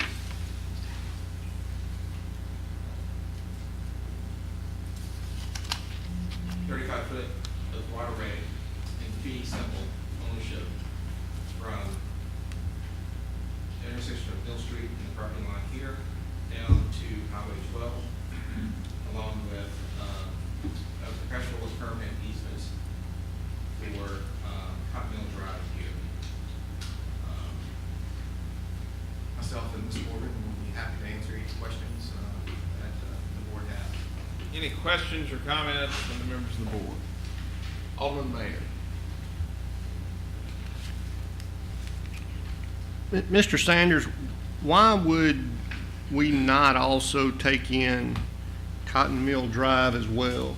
It disturbs me greatly that we're going to have a major thoroughfare between Chick-fil-A and Buffalo Wild Wings that is a private road. Yes, sir. It's my understanding that when Cotton Mill Drive was originally constructed for Buffalo Wild Wings and then Chick-fil-A right there, it was a private street, a private access road, and that was carried on. I do not know why staff has never asked for that access to be private. Certainly, if it was the will of this board to take that on, would the owner of that property be willing to? So, when we were going through this process, there were two options they could have gone through, and to go through and actually deed that to the public would require conditional use because it will separate the parcel with the parking lot. That's correct. And then with the actual marketplace, we'd have to go through a variance process because it would, there's a setback violation with that. And so this was I don't know if that's So that part has to go back through planning and zoning. right. That is correct. Right. But there again, why would we not want to take the opportunity to control that street? That way the developer doesn't have to worry about maintaining it in the future, but we contain and begin to maintain access for that road and also Mill Street, which extends all the way down to Highway 12 or to the end of the property line. Let me field this one because I made the ultimate call on this one as to what options were extended to the developer. So the issue with Cotton Mill Drive is when this was all constructed, it was never contemplated that that would be a public street, publicly dedicated right-of-way to the city. Now, that has consequences. It has consequences in terms of what has been built. That is not a street that's built up to standard city specifications because it wasn't built originally as a public street.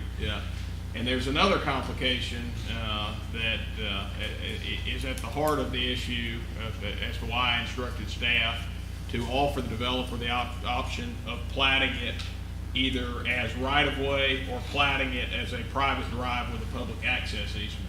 And that is, since it was not contemplated as a public street, now making it a public street causes issues that were not before contemplated on the site. Right now, you don't have an issue with the parking on the site, and you don't have an issue with the setbacks of the building. However, if you dedicate that road as public right-of-way, you will bisect that property, which means the city would then have to grant a setback variance on the building, and the city would have to grant a conditional use to have a standalone parking lot because the parking lot would then be detached from the building. Now, the problem with that is, of course, this plat also relates to a contract that the city has with the developer, and that is our tax increment financing agreement. That tax increment financing agreement requires us within 30 days to disperse TIF proceeds of the TIF bonds that we've closed upon to the developer. We've already passed that 30-day period. That tax increment financing agreement also requires all infrastructure, all public infrastructure to be dedicated before we disperse the TIF proceeds. So until the plat is approved, we don't have publicly dedicated infrastructure. I believe, since we did not contemplate on the front end that we wanted this to be a city street, it is now not a reasonable action by the city on the back end to say we're not going to allow you to dedicate your public infrastructure until you do this thing that we did not require you to do on the front end, and we're going to continue to hold monies that are lawfully yours for another month while we sort all of it out. So it was based upon all of that that I instructed the staff to offer the developer two options. One, if he so chose, he could dedicate all of this as public right-of-way. which there is some merit and some reason he might want to do so, because that means he no longer bears the maintenance responsibility of the roadway. Or two, it could remain a private street, but I do agree with all of the comments that have been expressed. It has a public function now, so we would need legal assurance that it would always remain open for public access, hence the easement agreement.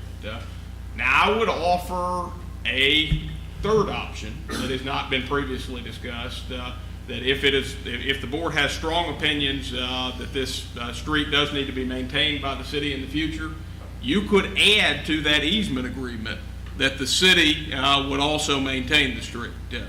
And in fact, you have precedent for doing so. This is the arrangement that you utilize for Mercantile Street in the Millett MSU development. That is an easement, but the distinction between that easement and the easement as it stands now is the city has undertaken maintenance responsibilities with respect to Mercantile Street. You can do that here, and we talked about that in our meetings before we offer the developer options. The reason I chose at that point in time not to offer that option to the developer is there's one major distinction in this street and Mercantile Street, and that is Mercantile Street was built as a public street. So we know it is built to city specifications. We do not know this street is built to city specifications. So my recommendation to you would be, given that the developer has decided the time is more important to him than shedding the maintenance responsibility of the street, if you decide it is critically important for the city to maintain this street in the future, add that to the easement rather than requiring him to dedicate this as right-of-way, because I just don't think, given our track record on this issue, that's fair. Mayor. For my second, do I still have the floor? You do. City Attorney, do you have a statement? I do have something, but I'll certainly defer to you. My second question is, we're being asked tonight to also accept a final plat for a street that is not even paved completely in Mill Street. In fact, there's a significant amount of it that's not even there and developed, and yet we're being asked to do that tonight as well. I'm all for approving the preliminary plat, but until the developer has finished the paving of Mill Street, I don't think I could support the final plat, which would still give them time, if he so chose to also dedicate Cotton Mill Drive. And I think we're being asked a lot here, and there's been plenty of time to finish Mill Street out, 2 years or more, and it still hasn't been finished out at this point. Those are where my concerns are. And to be clear, there is less than $5,000 of work that remains on Mill Street. And one of the conditions you would be asked to approve tonight on the final plat is a bond for the less than $5,000 worth of work that remains on the street. So it is about as close to substantially complete as a road can be. And I believe it was an error on the developer's part where they thought they had paved to the property line, and until they came back with the as-built, they didn't realize that they hadn't paved all the way. Is that correct? That's correct. Yeah. So it's not an issue of them, other than by mistake, not paving everything that was supposed to be paved in the first place. And it certainly would be in keeping with past precedent that we would allow them to place a bond on that final less than $5,000 worth of work. Mr. Latimer. I just wanted to tag one thing the mayor said, because I think he and I have a slight disagreement on his third option. We did meet that day and talk about all viable legal options. After that meeting, I looked long and hard for any law that would give us clear guidance that the city could permanently maintain a street that it doesn't own. And there's just not that authority out there. So it's my opinion that the two clean things to do legally tonight, the two options that the board would have, would be one, own it and maintain it, or two, don't own it and don't maintain it. Mercantile, I think, is different in three ways. Number one, like the mayor said, that street was built to city specs and this one is not. Number two, that's owned by a public entity, MSU. And number three, and this was the real crux of the situation, that was a condition imposed by MSU. MSU refused to give up fee simple ownership of Mercantile Street and made that a condition of the parking deck and the Marriott being built and the Cooley Center being renovated. So if the city didn't take that term, the whole deal would have fallen through. So frankly, the city went kicking and screaming to that result. Again, Mayor, it's my position that we take ownership of Cotton Mill Drive as well, and whatever procedure needs to be done to do that. Further discussion, Alderman Nguyen, do you wish to be recognized? Thank you. Council, you stated what I was going to say. We presently don't own Mercantile Street. That is the property of Mississippi State that I understand. Again, that does not belong to the city of Starkville. Secondly, I'm of the position, Mr. Nicholas, will you please come forward?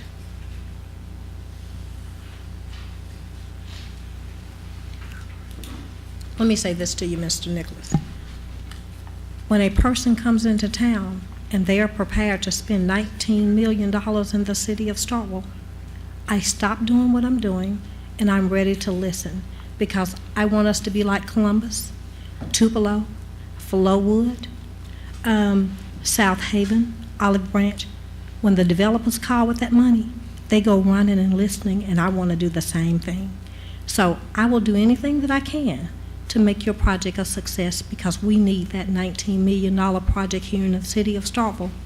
Our school district needs the money. We've got some police officers, some firemen. We've got a whole lot of folks we got to pay around here, and that can add to it when the time comes. Now, will you tell us a little bit about the options that were provided for you, and why did you choose the option that you chose? Thank you, Alderman Nguyen. And Alderman, let's talk about Mill Street. When everybody knows the property, when we bought that piece of property, 6 acres back in '06, we divided it up into 3 different developments. One was the Chick-fil-A, spent about $4 million on it. The second was the 16,000 square foot retail facility. We have 7 tenants in that. And the third was the hotel. The hotel, when we built all this, that whole area, if you remember, it was a cinema, Pizza Hut, the whole thing, and had the log cabin. The whole thing was completely paved in concrete, a lot of it. We took every bit of the concrete up, we crushed it on site, and that road bed that came in there, I made sure that we would never have any problem with it. It's got 9 inches of crushed concrete under that road bed and 6 inches of the heaviest asphalt you could buy. That road is better than any street you have. And with the investment that we've made in that development, and with the $19 million hotel that we're fixing to start at the end of this month, I can assure you, if anything happens to that road, that 450 feet of road, that I'm going to fix it faster and better than y'all will. Now, you have the option to take it as a city street at any time. And if after we finish the hotel and you actually want to do that, that's fine with me. The options that were proposed to me by the mayor, Chris Latimer, and Buddy and Edward, I chose this option because it was faster to the finish line. I think that I was quite surprised about Mr. Castleberry's comment and concern, but I mean, everybody knows that he considers himself a competitor of mine. I don't consider him a competitor. I consider that we are both developers. I consider that high water floats all boats. And when businesses and people like me that are developers spend money in this town, it provides jobs, it provides taxes, and there's enough business for Mr. Castleberry and I both in this town, and that are not to be at each other's throat. We did a poll last week on the 7. This is going to be very telling. The 7 tenants that we have in the Cotton Mill Center, we went to every one of the managers and we asked them for their employee count. Those 7 tenants do permanent and part-time jobs, 129 jobs between those 7 tenants. Chick-fil-A employs between 60 and 70 employees. That center is 194 jobs. That is amazing. I did not realize it was that much, but if you think about the development that we're all trying to do and what the bottom line of what it creates to the city, that's the key of what we're all trying to do. So with this road issue, I took the proposed options that the mayor and everybody had proposed to me. We went to P&Z, it was unanimously approved. And I don't think there's any concern whatsoever that this road is going to fall in disrepair at any time, especially the way that we have built it. But I would appreciate, I'd appreciate y'all's support of what the mayor and what P&Z has done. And thank you for the opportunity to talk to you. Do you have any questions? Mr. Nichols, when's the... Hold on. No. Do you yield? Sure. When's construction going to start on the hotel? Construction will start on the hotel by the end of this month. Let's talk about that. Because when we started the hotel, we had a contractor, they started, and they worked in that hotel for about 45 days. We put almost 158 piers into that hotel.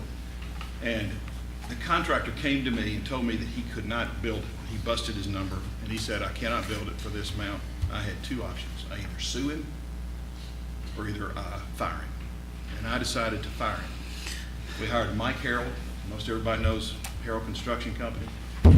He's the ones that did all most of the large portion of construction on the university, the student housing, the stadium. Mike worked with me. We redesigned that building to drive some cost out of it. In the meantime, I was dealing with a bank in Minneapolis, Minnesota that pulled the plug on it because of the time frame. And all this time, what I've been doing is getting financing for the hotel. Stearns Bank came in, got adverse with me, and they did foreclosure. We showed them last week the commitment letter from our new bank, and that we will close in 3 weeks, and they just stopped it. So that hotel and Mike Harrell will be on site by the end of this month, and that hotel is going to be a reality. Has the land dispute with the university been settled? It is my attorneys have told me that there is an agreement on the table. It's a 7-foot dispute, 7 feet, and we have agreed to split it 3 feet, 3 feet. When did your attorneys tell you that? 4 weeks ago. I would say that the university attorney doesn't necessarily represent that. Well, that's yeah. I'm not privy to the university's attorney. Might want to. But let me say this: the 7 feet is on the east end. Alderman Maynard. It doesn't even affect the hotel building. It's where the retaining wall is going to be. So it just kind of depends on what it's going to. It's going to be a retaining wall, period. Whether it's 3 feet shorter or whether it is now. Further discussion, Alderman Little.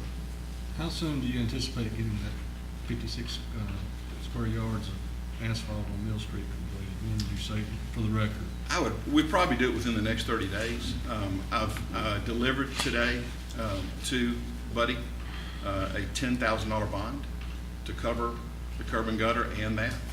But when Mike Harrell moves on site at the end of the month, we'll probably go ahead and just finish it. It's a little bitty patch. It's like 50 square feet. You know, it's not as big as this table.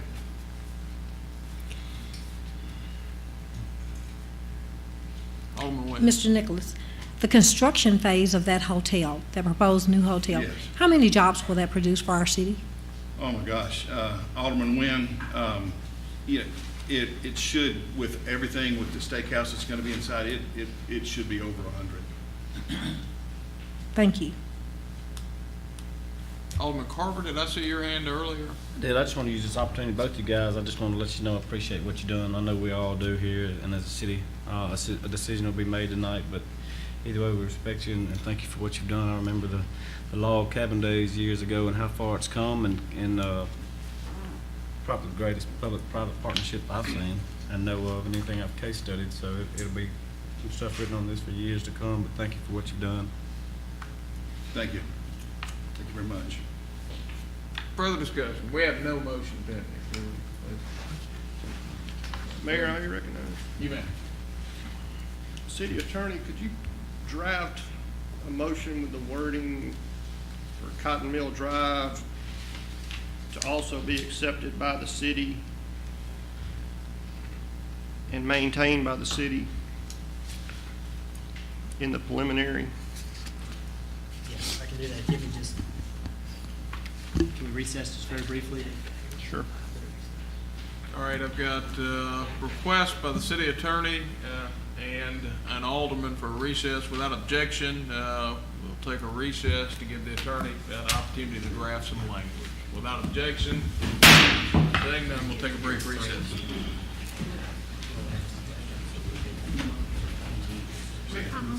Meeting will now come back to order. And Mr. Attorney, since we recessed the meeting, so you should do some drafting, I think I'm going to recognize you first so you can tell us what you've been drafting on. I have tendered my draft to Alderman Maynard. All right, then Alderman Maynard. I'm going to yield to Alderman Walker. All right, Alderman Walker, do you want the ball? I just do have a question for Mr. Nicholas. Let's say in 3 months' time, 2 or 3 months' time, would you be willing to deed Cotton Mill Street over to the city in 3 months, and we may publicly maintain it and publicly own the road? If it were going to be a few months down the road, would you voluntarily deed that over to the city as city street? Sure. Thank you. No problem. All right, further discussion. Does somebody have a motion?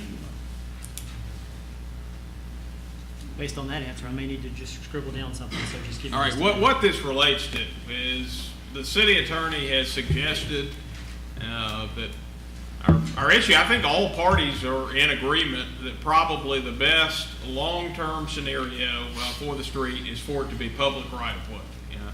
And the developer certainly has no qualms with that because, again, that is less infrastructure that he has to maintain over the long haul. But his issue was timing, and he didn't want to be forced into a conditional use and variance process. What this would allow, if the city attorney can put language on it, is it would allow the plat to be approved as it is right now, and a subsequent property transaction to take place where the road is deeded as right-of-way in the future as a completed street. And then it does not have to be platted and go through a process where you would have to have a conditional use and a variance. So that is the position that the city attorney has recommended if we wanted to both make it a public street in the future and not require the developer to be held up for 2 weeks to a month in our processes. So here would be the proposed language. Currently, condition number 4 in the staff report reads, this is the current draft. The Cotton Mill Drive shall remain privately owned and privately maintained. Cotton Mill Drive may later be dedicated to the city and accepted by the city in the sole discretion of the city. The new proposed language would be, Cotton Mill Drive shall be dedicated to the city by warranty deed on or before December 4th, 2016, to be owned and maintained in fee simple by the city of Starkville.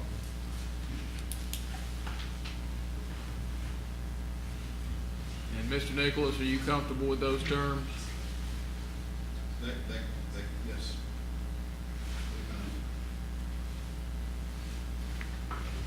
All right, discussion. So moved.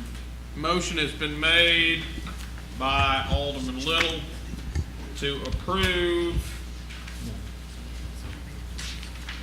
of the... Alderman Walker raises a point that this does not abrogate or wipe out the conditional use process and the setback process. That will have to take place as a part of that dedication, because we're bifurcating that lot. So you're going to have a standalone parking lot. Well, that makes it worse then. No, That makes it just makes that happen later than earlier. Right, but that pushes the whole process back 2 months. No, the plat gets approved. So this plat, he'll just be replatting at that point in time? Okay. So the process would be a plat now, and then you would replat at that point in time.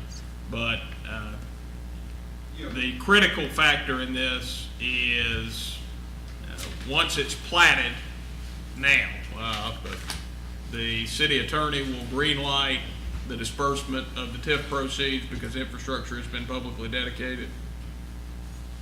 Correct. Okay. Mayor, can I talk to this? Yep. Instead of jumping through all these hoops, and then you're having to bifurcate, and basically we're jumping through all this again that we're actually doing now, why don't we do what you did with Mercantile Street, which is what Alderman Maynard said, and just, if you want to see the as a city maintained road, that is what the problem is, that you want to maintain it, because you don't think I am. Just do what y'all did with Mississippi State. The city attorney has strongly advised against it. It's a Well, y'all have already done it, you have precedent for it. Yeah, it's a tenuous legal position because the only thing the city would be arguably left with is home rule on that point, which I think is weak authority to maintain a street the city doesn't own and to establish a precedent of doing it again and again and again. Well, no, just my legal opinion, Mark. You know, I'm not advocating one way or the other. But there, there could be a problem on the deed, for me deeding that, because, there is a loan against that whole area. So you're talking about me carving that out and deeding that piece of property to the city. So do you not desire that condition? I mean, I'm just thinking this through my head right now. I'd rather it get approved as you propose it, as you propose it, and the way P&Z has proposed it. That's what I would rather it all happen. And then when we finish the hotel, if we want to go back on that plat and then do all this at one time, and y'all want to take it to City Street, that's fine. So, Mr. Nichols, what I'm hearing is that you may not be able to carve out Cotton Mill Drive, even if you wanted to. Because there is a lien that a bank has on that whole piece of property. So you're really not in control of that decision. And I'd have to really get with the bank, so, I mean, I would doubt they would release all that, the city street, now that they have a lien on it, but until they get paid off. And so just to further drill down and put a loop on this, when you just attested to the fact that you could deed it over to the city in 2 months or 3 months, that was before you thought through all the loan issues. Yeah, you said it because you're asking me to do a warranty deed on that piece of property. Well, the warranty deed, I mean, the deed is really there's a first lien against that property. Mr. Mayor, may I be recognized? You may. Mr. Mayor, I would vote we approve the preliminary plat with the changing of condition 4 to say the plat shall be amended and dedicate Cotton Mill Drive to the city in fee simple for ownership and maintenance of the city, by the city. Same. Do you have that reduced to writing? Yes. Motion has been made by Alderman Maynard. It's been reduced to writing. Without objection, I will not ask for it to be reread. Do I hear a second? Second. Motion has been seconded by Alderman Perkins. Alderman Maynard, do you wish to speak on the merits? I just think it's important for us to get control, and if this way we can go through the planning process and P&Z process and get it done in this plat, and I think that saves us all time now and in the future as well. Mr. Mayor, could you read that motion? Yeah, the motion is as it was originally presented, with the following change. It would strike what was condition number 4 on the preliminary plat. Condition number 4 previously read, Cotton Mill Drive shall remain privately owned and privately maintained. Cotton Mill Drive may later be dedicated to the city and accepted by the city in the sole discretion of the city. That language would be changed to a new condition 4. The plat shall be amended to dedicate Cotton Mill Drive to the city in fee simple for ownership and maintenance by the city. So what this would do, I'm going to ask this as a question to the city attorney, by making this a condition to the preliminary plat, maybe my first question is to Alderman Maynard. Would your next objective be to not approve the final plat tonight, wait for that condition to be satisfied on the preliminary plat, and then hear the final plat at a later date? Yeah, I think we'd have to, right, city attorney? That would be the process. And just to make sure all the facts are right on the table, this would be the same thing as the deed. It would cause you to have to convey something that you're saying you don't have the power to convey. That's right. You effectively kill it. Speaking along that same line, the triangular piece that we look at on the west end of that, is that something that, do you currently own that, where the road is, or is that part of the Buffalo Wild Wings property? No, that is the road. That is the road. So Not the triangle, the triangle piece, oh yeah, that's all been deeded. And city attorney did independently. We Yes. checked. We did on check. that. Yeah, that's Yeah, all. Cottonmile Marketplace. That's all deeded. Thank you.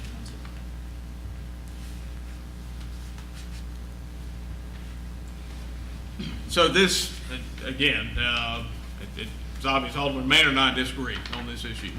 This would be a different approach than I would recommend you take. This is the approach that would push him into the process of going to BOAA and planning and zoning, coming back before the board for dedication. And my reasoning is we did not require him to do this on the front end.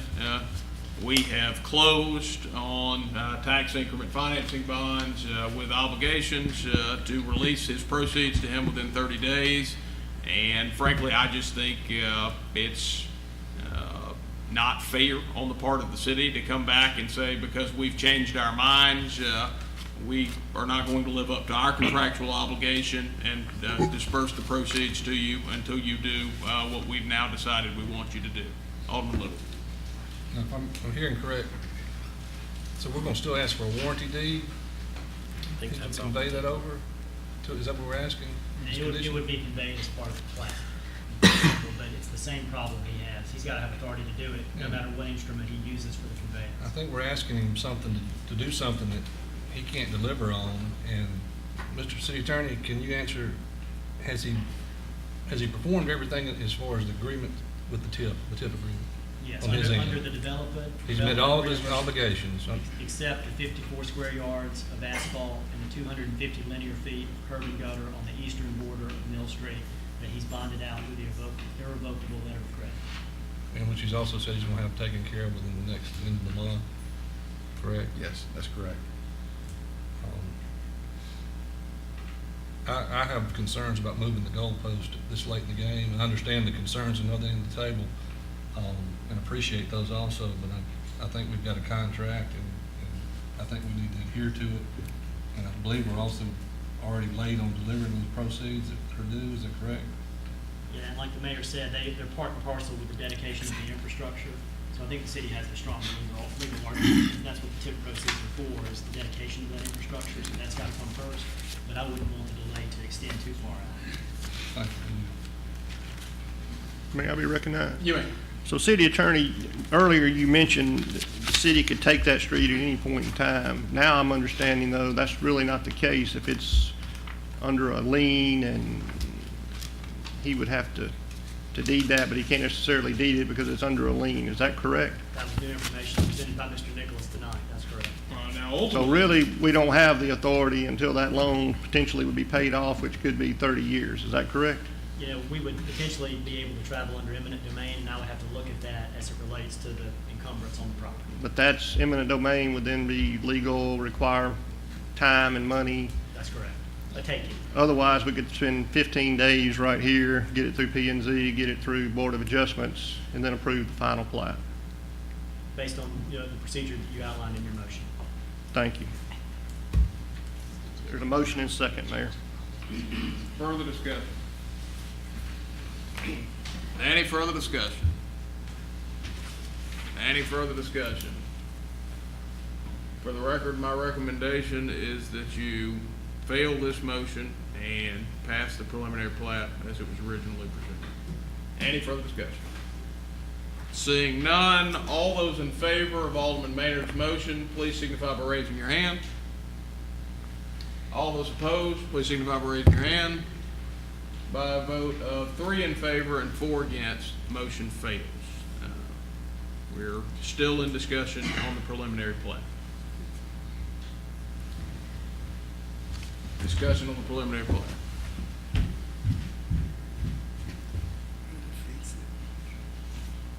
Just as written in the staff. Yes. Okay.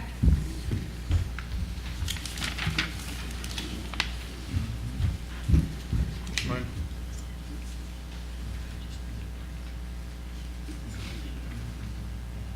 Mr. Mayor. Mr. Mayor. Alderman Little. Move approval of the request of PP 16-17 for preliminary plat approval for one parcel with conditions. Motion has been made by Alderman Little to approve of PP 16-17 for preliminary plat approval for one parcel with parent parcel number 1010-00-337.00 as presented with conditions. Alderman Little, is that your motion? It is. Do I hear a second? Second. Motion has been seconded by Alderman Nguyen. Alderman Little, do you wish to speak on the merits? No, sir. Any discussion? Any further discussion? Any further discussion? Any further discussion? Seeing none, all those in favor of Alderman Little's motion, please signify by raising your hand. All those opposed, please signify by raising your hand. Alderman Vaughn, were you in favor? Yeah. By a vote of 5 in favor with 2 against, the motion passes. The next matter before you is the discussion and consideration of the request FP 16-11 for final plat approval for one parcel with parent parcel number 1010-00-337.00. Discussion. So moved. Motion has been made by Alderman Walker to approve FP 16-11 final plat approval for one parcel with parent parcel number 1010-00-337.00 as presented. Alderman Walker, is that your motion? Yes. Do I hear a second? Second. Motion has been seconded by Alderman Nguyen. Alderman Walker, do you wish to speak on the merits? No. Any discussion? Any discussion? Any discussion? Seeing none, all those in favor, please signify by saying aye. Aye. All those opposed, please signify by saying nay. Nay. And by a vote of 5 in favor with 2 against, and I have Maynard and Perkins against, the motion passes. The next matter you have before you is a discussion and consideration of an access easement agreement between Cotton Mill Marketplace, Starkville LLC, and the City of Starkville, Mississippi. So moved. Motion has been made by Alderman Walker to approve of an access easement agreement between Cotton Mill Marketplace, Starkville LLC, and the City of Starkville, Mississippi, as presented. Alderman Walker, is that your motion? Yes. Do I hear a second? Second. Motion has been seconded by Alderman Nguyen. Alderman Walker, do you wish to speak on the merits? No, other than to say that while this may be a private drive that I expect to be maintained to a high level, that the most important component of this is the connectivity between Spring Street and Russell Street is of paramount importance for the east side of town and for all of these developments over there to reach their full potential. So maintaining that connectivity is the highest importance for me. Tagging on that, I would like to say striping. There's so much traffic right there at Spring. We need to be sure we've got adequate striping. A stop sign would be greatly appreciated. I've asked Edward about that. He's reminded me several times that's not a city street, so a stop sign would be great. Thank you. Further discussion? Any further discussion? Any further discussion? Any further discussion? Seeing none, all those in favor, please signify by saying aye. Aye. All those opposed, please signify by saying nay. Nay. By a vote of 5 in favor with 2 against, and I have Maynard and Perkins against, the motion passes. The next matter before you is the consideration of a special event request by the Starkville High School Grand. So moved. Hold on, let me make one change that is an error in your packet. Police in-kind services were originally listed at $150. They will in fact be $450. Alderman Vaughn, do you make that motion with that change? Yes, sir. Motion has been made by Alderman Vaughn to approve of a special event request by Starkville High School for in-kind services for the 2016 Starkville High School Homecoming Parade, changing the police in-kind contribution from $150 to $450, otherwise as presented. Alderman Vaughn, is that your motion? Yes. Do we hear a second? Second. Motion has been seconded by Alderman Little. Alderman Vaughn, do you wish to speak on the merits? No, sir. Any discussion? Any discussion? Any discussion? Saying none, all those in favor, please signify by saying aye. Aye. All those opposed, please signify by saying nay. Motion clearly passes. Next matter on the agenda is the authorization and discussion of authorization for the mayor to approve Whitney Bank as the paying agent for the general obligation bonds. So moved. Motion has been made by Alderman Maynard to approve Whitney Bank, DBA Hancock Bank, Gulfport, Mississippi, as a paying agent for the general obligation bond series 2016A and Series 2016B for the Police Department construction project as named by Raymond James and Associates Incorporated, the purchaser of both series of bonds as presented. Alderman Maynard, is that your motion? Yes, sir. Do I hear a second? Second. Motion has been seconded by Alderman Little. Alderman Maynard, do you wish to speak on the matter? No, sir. Any discussion? Any discussion? Any discussion? Seeing none, all those in favor, please signify by saying aye. Aye. All those opposed, please signify by saying nay. Motion clearly passes. Next matter on the agenda is the discussion and consideration of approval of a resolution of the mayor and board for a tax increment financing plan for $1.35 million. This is the neighborhood Walmart project. It is a pledge of 50% of sales tax, 100% of ad valorem tax that would fund a maximum of $1.35 million for the purpose of building the access road, which would be a public road to the property. Ms. Sugg, on behalf of Gerson Associates, is here. Ms. Sugg, do you wish to make any comments this evening?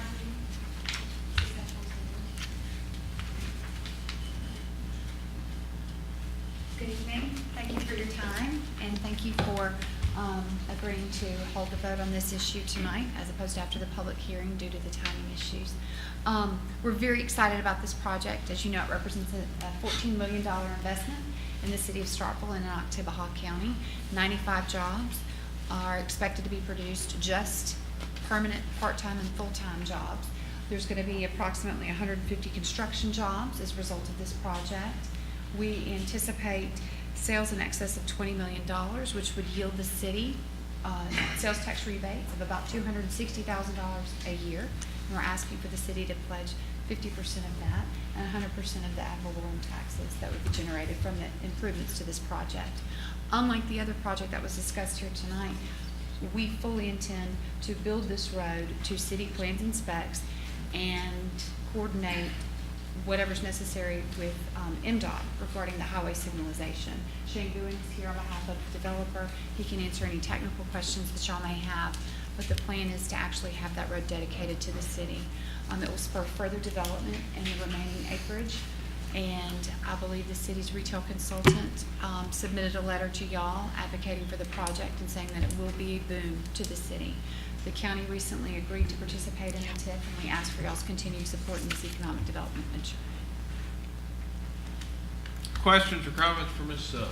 Same Alderman move. Maynard. Be somebody else. Ms. So Sugg, you've got the what floor. was the county's agreement, participation agreement? 50% of their ad valorem. Yeah. They have a higher millage rate, so we are anticipating an increase of $48,000 for the county, so they'd be putting in about $24 more. Thank you. I know Wait, this, wait, so I had somebody down here before Vaughn. Who was seeking the Speak floor? first. Alderman Vaughn. this project I supported from the start, but after the last meeting, quite a number of phone calls and texts and from the citizens and from my constituents, and most of all from some of the employees there. And this project, I think I'm at the back away from, because they want to know why we keep on getting tax break to big companies like this, big retail and food giants like Walmart. And for this reason, I will be backing away from this project. Further discussion? Let Alderman me say Webb. this. Thank you so much. I'll be supporting this tonight. And by no means is this directed at you. Here in our city, we have very stringent guidelines regarding sidewalks and landscaping that cost developers so much money. So what you find yourself getting into is TIF financing. I, Alderman Wynn, Ward 2, fully support Walmart coming to our city. It means some jobs, and eventually they'll add to our tax base. Granted, I have a son. He's off serving our country, will be back in graduate school. Probably won't work here after he finished that. But I want the convenience of knowing if my son need a job in Starkville, he can go somewhere and do something. I yield the floor at this time. Further discussion?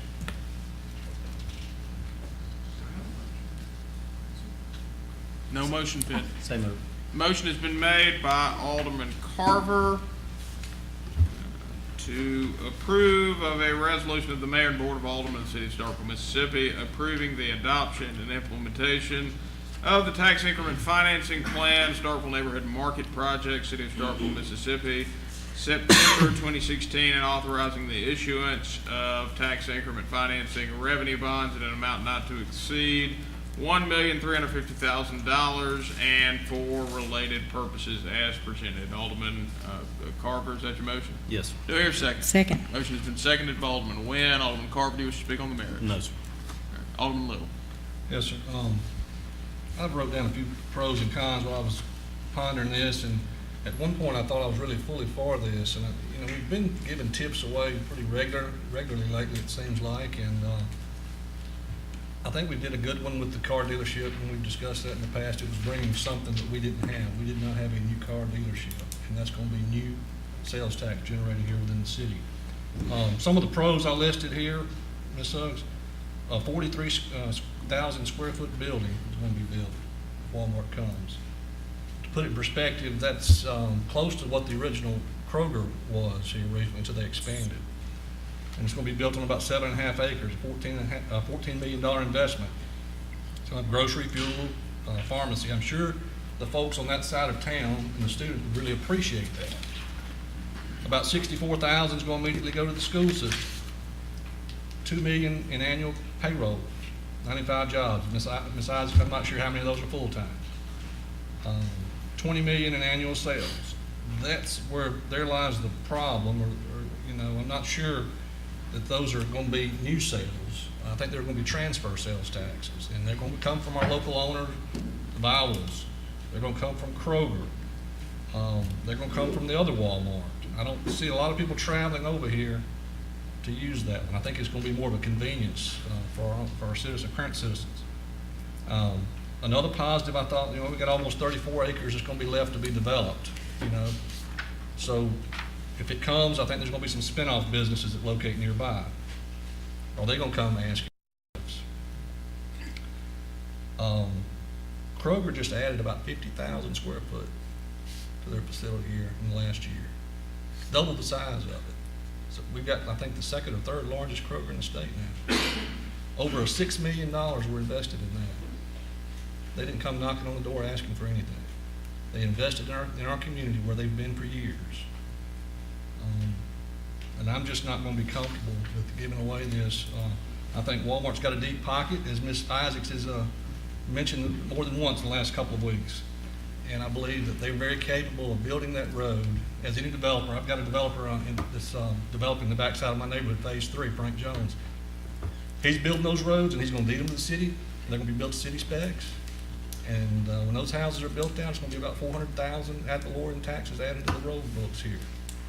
We've got a developer in the back of the room tonight. She's built back in the back of Greenbrier and developed those roads and going to deed those back to the city.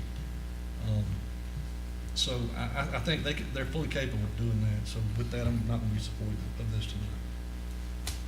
Mayor, may I mention something?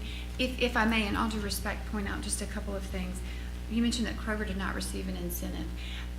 I'm not certain what type of infrastructure Kroger was putting down and developing and expanding, but if there's not public infrastructure going in, they wouldn't have been eligible for a TIF.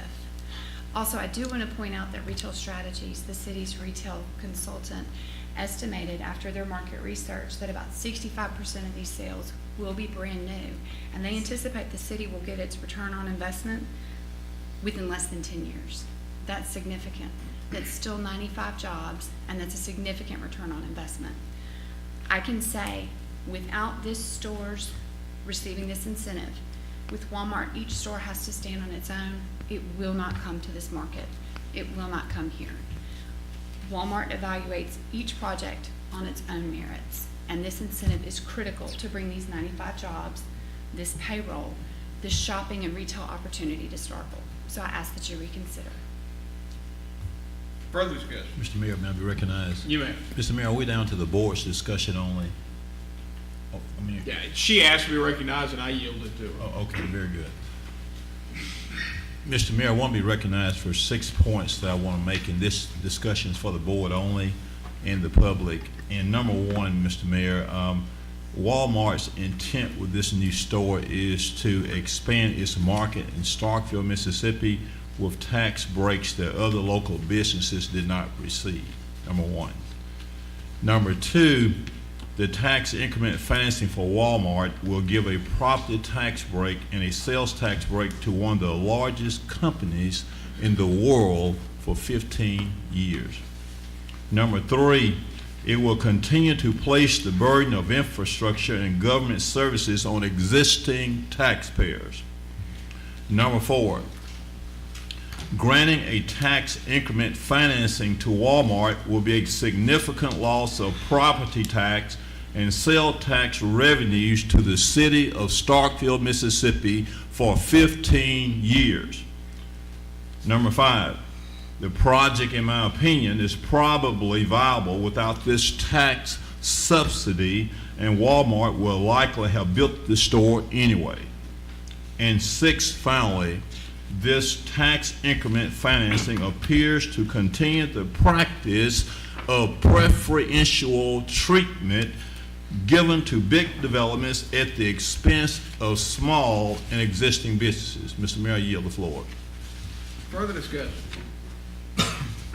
Any further discussion? Any further discussion? Any further discussion? Any further discussion? Seeing none, I received a request passed to me at the dais from one of you to have a roll call vote on this issue. I will honor that request. Please answer yea, nay, or abstain when the city clerk calls your name on the motion to approve the tax increment financing plan. Alderman Carver. Yay. Alderman Nguyen. Yay. Alderman Little. Nay. Alderman Walker. Nay. Alderman Maynard. Yay. Vice Mayor Perkins. Nay. Alderman Vaughn. Nay. By a vote of 3 in favor with 4 against, the motion fails. Mr. Mayor, may I be recognized? You may. I agree with the lady from 2. I think this is an important project. I would offer the motion that we reconsider with a tax increment financing option of no more than $675,000 with a 25%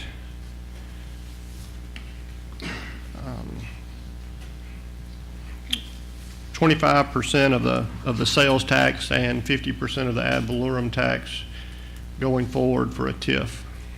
Motion from Alderman Maynard is to approve an amended resolution of the mayor and board of aldermen of the city of Starkville, Mississippi, approving the adoption and implementation of the tax increment financing plan, Starkville Neighborhood Market Project, city of Starkville, Mississippi, September 2016, and authorizing the issuance of tax increment financing revenue bonds in an amount not to exceed, what was your amount? $675,000. Not to exceed $675,000, and also modifying the original resolution from 100% of ad valorem taxes to 50%. I'm leaving that the same.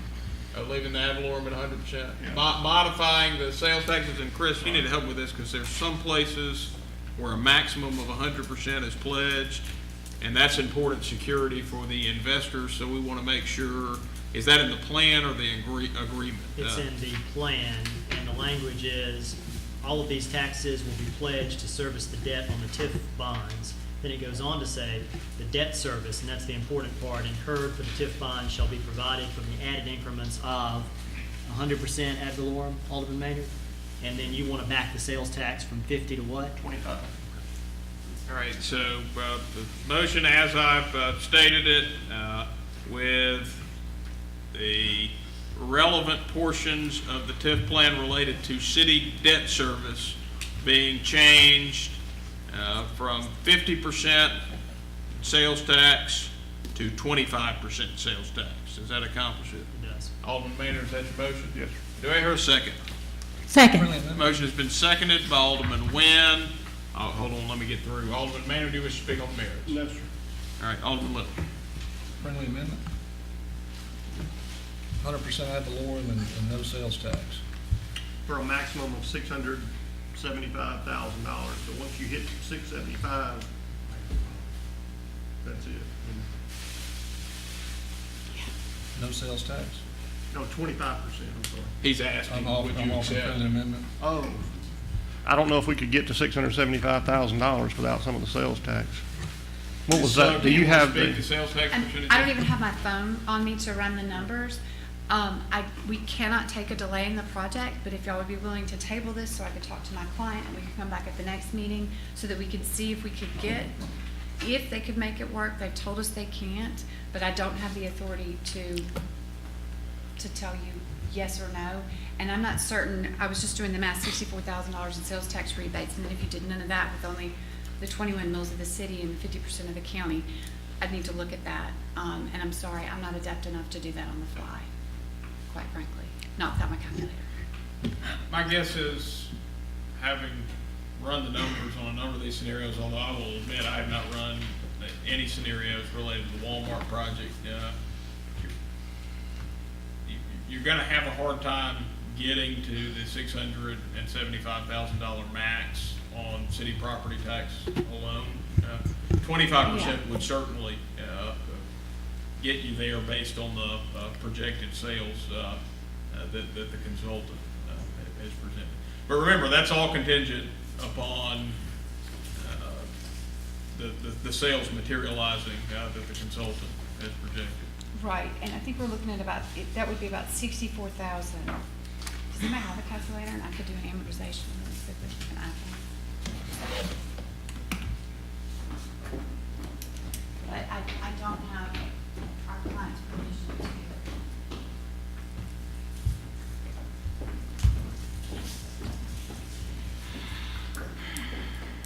it. All right, let's continue discussion on the matter. Any further discussion on the matter? So the matter stands as Maynard proposed. Lisa, I don't even see your calculator. I have one you can use if you like. May I see that? For real, Mayor, may I be recognized? You may. The real significant figure is no more than 675,000. And that's, the first account was no more than 1.3 million. This just reduces the total amount of the TIF to 675,000, which hopefully would be more palatable. It was 25% and 100%. Correct. Well, I'll tell you, I say there's no way you could get there on city property taxes. If it was 100% of ad valorem and the $21,000 from the city did materialize, and, well, the county's only pledged at half, 24,000 plus 21,000, that's $45,000 a year in debt service. I don't think you could get there on that. That leaves us with 109,000 for debt service with 100% and 25%.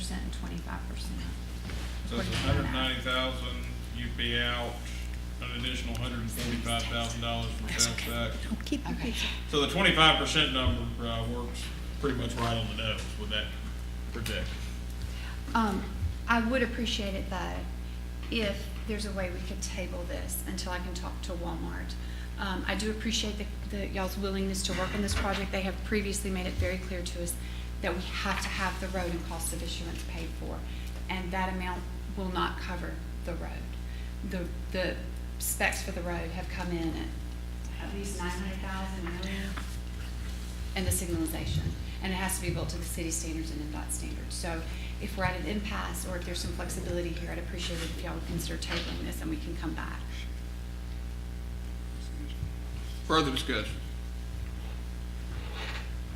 Mayor, may I be recognized? You may. This is a sad night in the city of Starkville that we call home to the Mississippi State Bulldogs. Sad night. Our county supervisor supported that last night. I had hoped that our board would do likewise. This is a sad night in the city of Starkville. And for the people in our city that don't think aldermen have control, you saw it tonight. They have control to bring something to our city or not bring something to our city. This is beyond sad. I yield the floor. Any further discussion? And so, when do you think you would come back? I would not expect for y'all to call a special meeting. We will be in touch with our client tonight. So, as soon as possible, they need to get moving.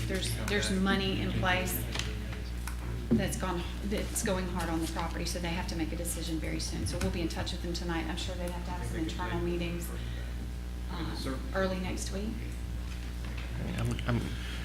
I'm proposing the opportunity for $675,000 in incentive if it were to pass tonight. Yes, sir. I will not be at the next meeting. I will be out of the country. Can you call in? I will be out of the country. I cannot. Listen, let us vote on this tonight. Let us vote. And then if your company rejects it, that's okay, but at least let us vote. He's telling you he's not going to be here. Okay? Thank you for your time. Thank you, Ms. Sugg. Any further discussion?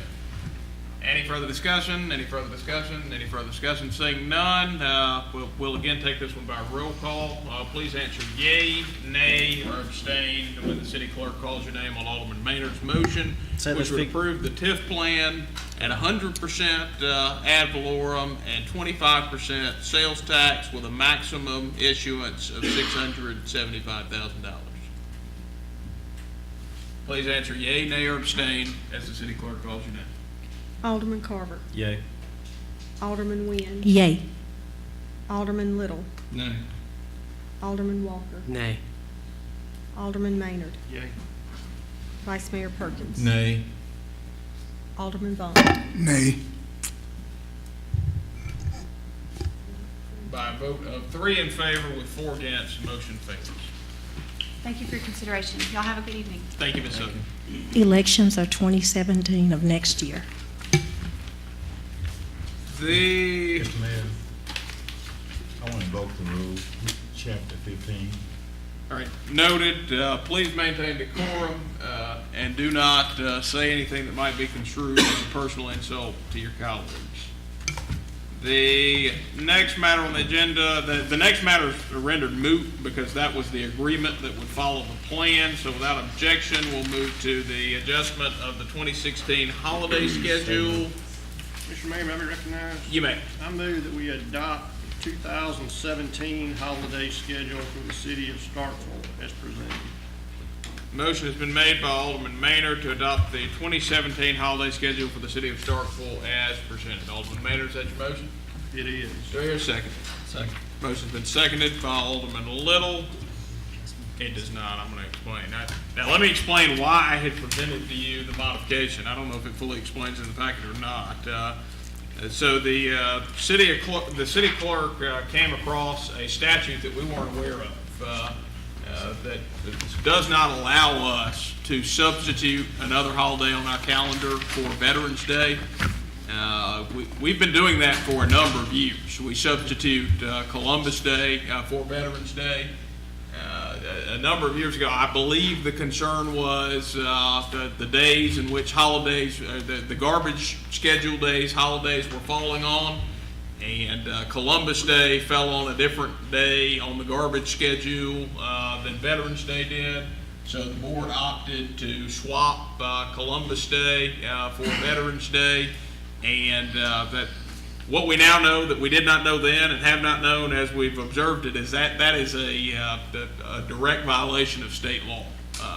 So my proposal to you tonight, since Columbus Day is right around the corner and I think it's unfair to take that holiday away, we do have the discretion to add Veterans Day this year, and next year do as you've done with this motion and observe Veterans Day, but don't observe Columbus Day.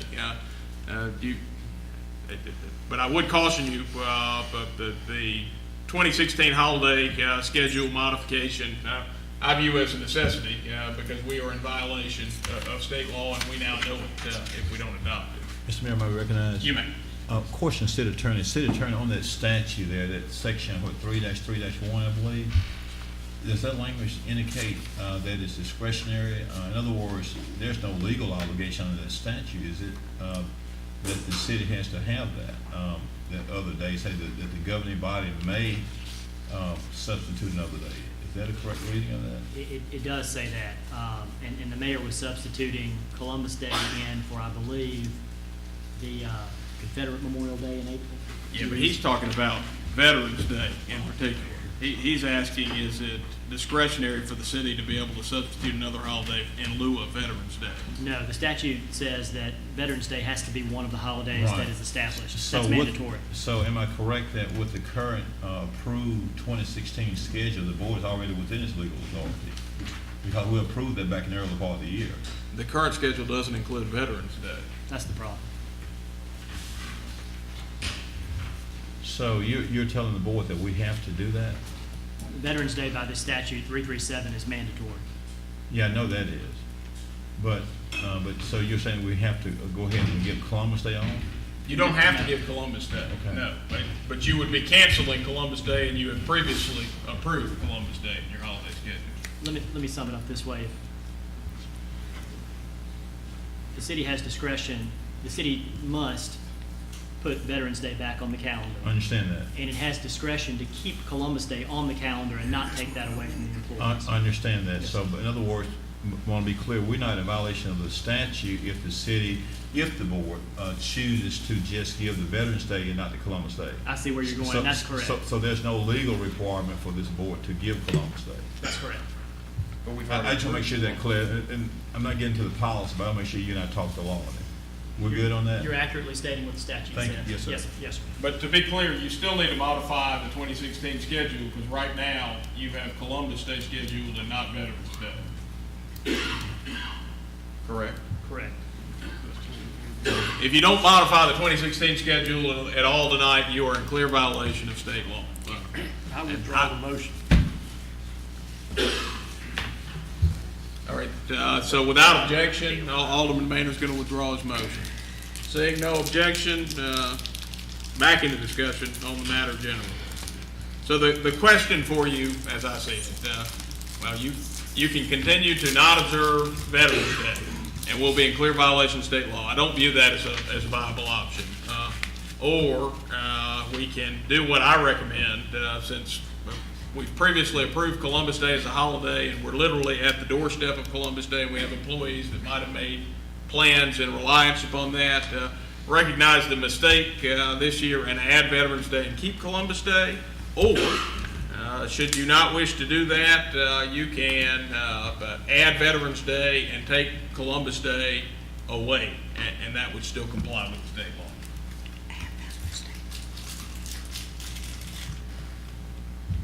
Discussion. And your 2017 schedule fixes the issue in advance. So next year, we would celebrate Veterans Day, but not Columbus Day.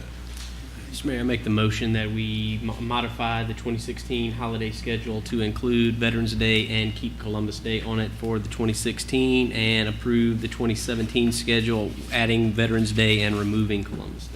Motion has been made by Alderman Walker to adjust the 2016 schedule, adding Veterans Day and keeping Columbus Day, and to adopt the 2017 schedule as presented, which keeps Veterans Day and removes Columbus Day from the city holiday calendar. Alderman Walker, is that your motion? Yes. Do I hear a second? Second. Motion has been seconded by Alderman Vaughn. Alderman Walker, do you wish to speak on the merits? No. Any discussion? Any discussion? Any discussion? Seeing none, all those in favor, please signify by saying aye. Aye. All those opposed, please signify by saying nay. Nay. All right, all those in favor, please signify by raising your hand. All those opposed, please signify by raising your hand. By a vote of 5 in favor with 2 against, motion passes.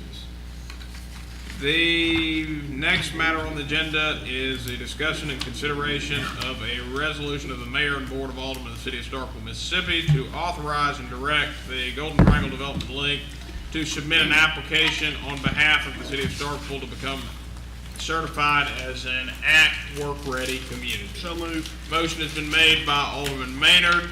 to approve of a resolution of the mayor and board of aldermen of the city of Starkville, Mississippi, to authorize and direct the Golden Triangle Development Link to submit an application on behalf of the city of Starkville to become certified as an ACT work-ready community as presented. Alderman Maynard, is that your motion? Yes, sir. Do I hear a second? Motion has been seconded by Alderman Little. Alderman Maynard, do you wish to speak on the merits? No, sir. Any discussion? Any discussion? Any discussion? Seeing none, all those in favor, please signify by saying aye. Aye. All those opposed, please signify by saying nay. Motion clearly passes.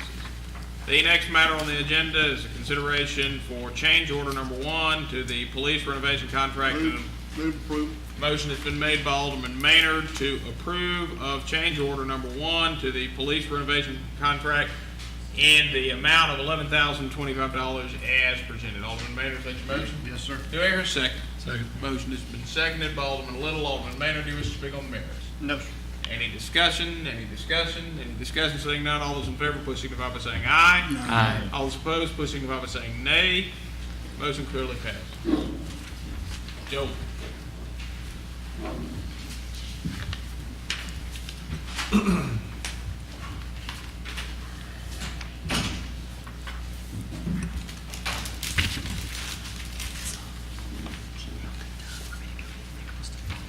Yeah, that'd be good. Okay.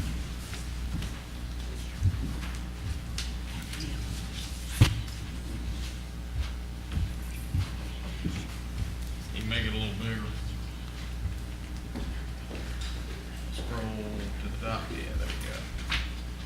All right. And as a read, can you scroll down for me? Okay. I wanted to review our strategic plan that we set at the outset of this term because we are not quite to the finish line yet, but we are getting close to the finish line. And I believe it's important for goals to be successful, first of all, to write your goals down, and we accomplish that on the front end, and to review those goals and hold yourself accountable. So I think it's important for us to publicly judge our performance to date and hold ourselves accountable. So we set 12 goals under the heading of 4 different missions at the outset of this term.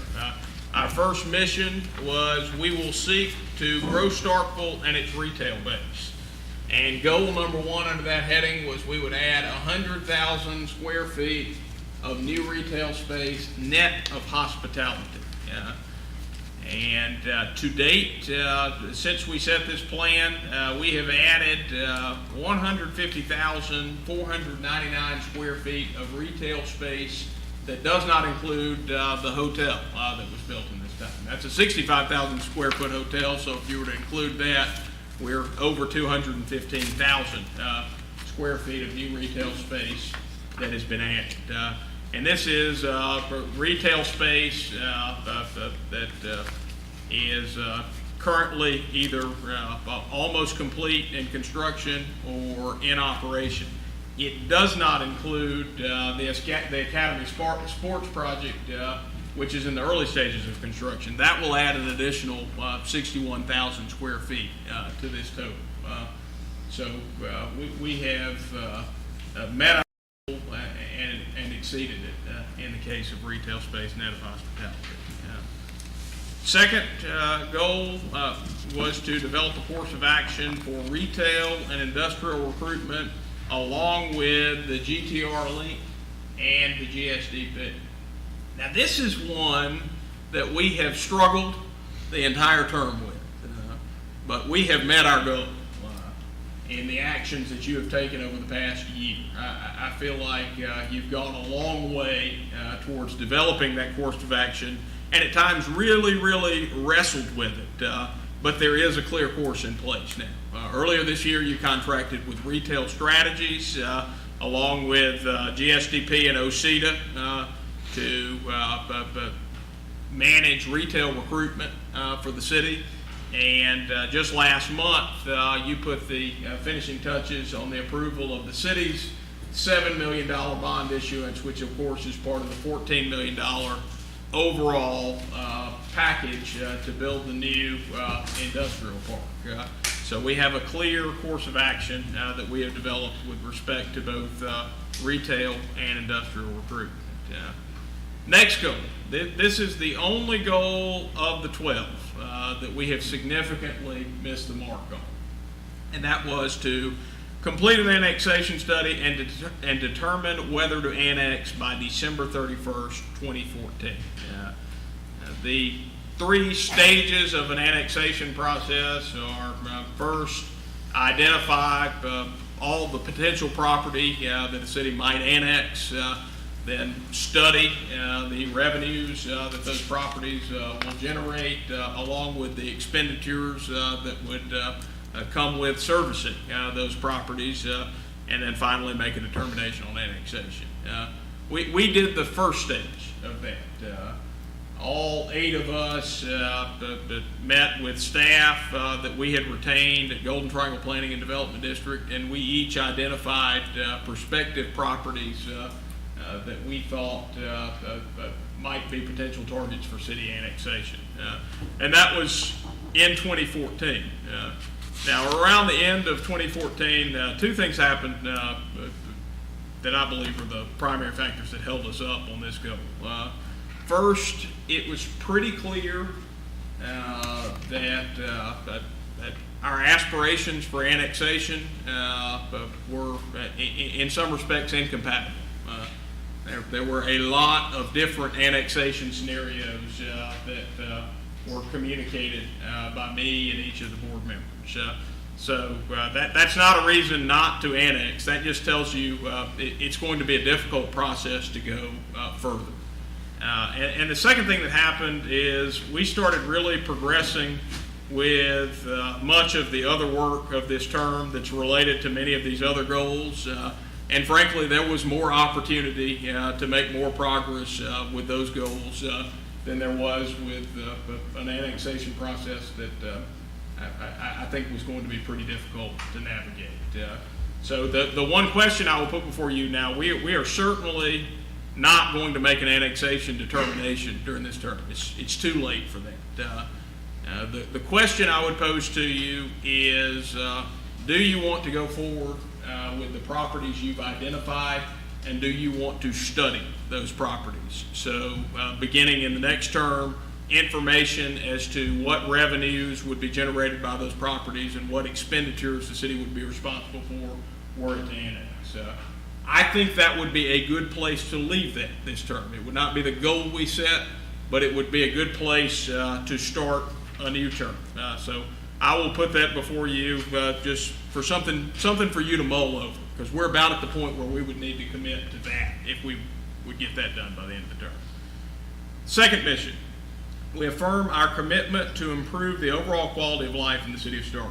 Now, goal 1, adopt a comprehensive plan or comprehensive plan amendment which focuses on 1, business, industrial, and residential growth, land use rezoning, redevelopment, park spaces and recreational trails, roadway transportation, and finally, walkability and bikeability. We are in the final stages of putting a comprehensive plan before you. We had our final public meeting on that comprehensive plan just last week. I anticipate that the community development staff, within the next month, will have that plan before you. And that plan touches all of the major elements that you laid out in your goal. So that accomplishes that goal, but we have gone further than we originally envisioned in that goal, in that we have now approved a separate master plan for our parks, and we are also in the process of finishing a redevelopment plan for the Highway 182 corridor. So you have gone above and beyond the goal that you set for yourself with respect to comprehensive planning. The next goal is to construct at least 2 miles of publicly funded multi-use trails and sidewalks.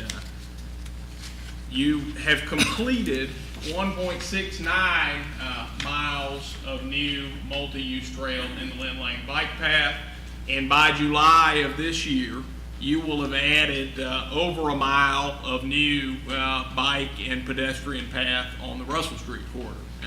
So on those two projects alone, you will have built at least 2.47 miles of new bike and pedestrian path by the end of the term. And you have also been awarded the grants on an additional 2 miles of bike and pedestrian path on Louisville Street and the Loxley Way spring connection to the university, which would be on schedule to be completed by 2019. Now, this next goal almost seems laughable in retrospect, but you got to remember we were doing this in the early part of 2014, and we did not know then what we know now. Our goal at that point in time, which we thought was a fairly audacious goal, was to add at least 30 new residents to the area defined as the downtown MSU corridors code. And given the type of residential growth we had seen in this area in recent history, that seemed like a worthy goal. This is probably not a goal you would set now because now your expectation would be much bigger.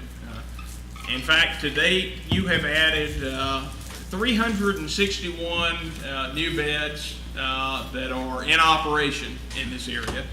And you've got an additional 52 beds associated with the next phase of the gen that are nearing construction completion. So when the next phase of the gen is complete, you will be up to a total of 413 new residents that you have added to the downtown MSU corridors code. We endeavor to make our operation more efficient and to provide the resources necessary for our operations to thrive. Goal 1, we'll evaluate the viability of combining water and electric departments. You completed this objective on March 4, 2015, as Starkville Utilities was born. Goal 2, address the facilities needs of the police department. You closed on the $5.4 million financing package last month to renovate the old city hall, and that project is under construction and will be completed in May of 2017. Maintain an employee pay scale that is competitive, fair, and livable. Now, this is a goal that's a little bit squishy. It's hard to quantify competitive, fair, and livable. But it's a worthy goal, and I believe we have wrestled with it for this entire term. And I believe we have much to be proud of in regards to how we have upheld that ideal. For fiscal year 2014, you approved staggered pay raises for the city workforce at 1.5%, 2.5%, and 4%. You did not make those determinations arbitrarily. That was tied to the 2013 staffing study of the workforce and meeting the needs to have pay equity both internally and externally. So it was a fairness issue internally and a competitive issue externally.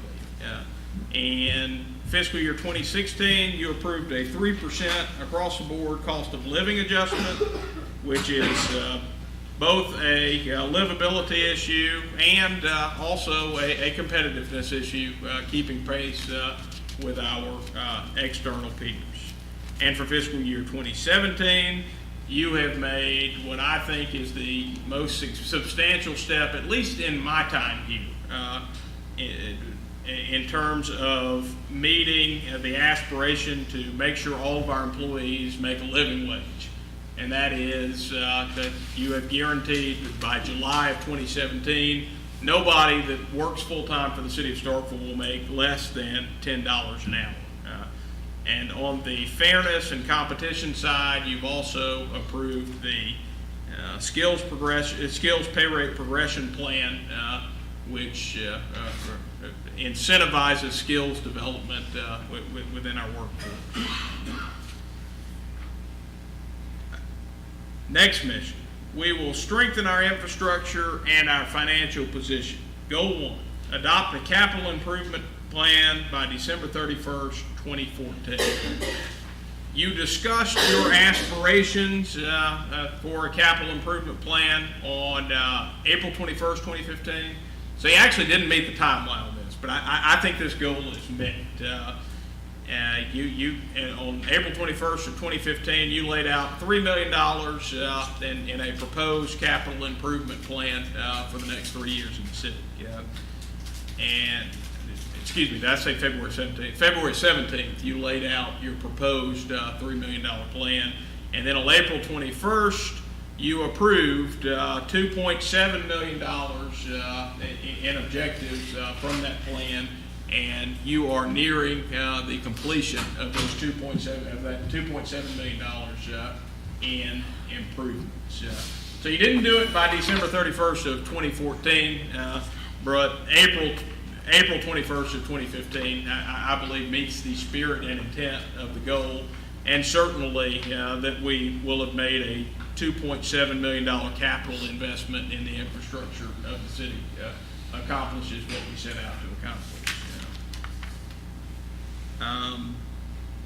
Grow the general fund revenues at 2% per year outside of the ad valorem tax rate. Well, this is another one of those goals that you got to consider the time, and this would not seem like a very audacious goal now, but it was more audacious about 2 years ago than it is now. So we've got audited financials from FY14 and FY15. We increased, we won't have the audited financials for 16 until next summer. So on the audited information that we have, what we know about our general fund revenues is the total increase from FY14 to FY15 in general fund revenues was just over $1.8 million. Now, it is legitimate to say that's the total increase because that's what you get when you take general fund revenues year over year. However, I think it would be a little bit dubious to count all $1.8 million of that growth because the reality was in FY15 we had a very large one-time grant year. So what I did is I went and adjusted that to see what the real number would be. I pulled one-time grant funding out of both FY15 and FY14. Well, we still had an overall increase of $1.17 million in general fund revenues if you pull out all one-time grant funding. That's a total increase of over 7%. Before we get to even get to what the revenue growth for FY16 will be, which there will be more revenue growth you can stack on top of that, you have almost quadrupled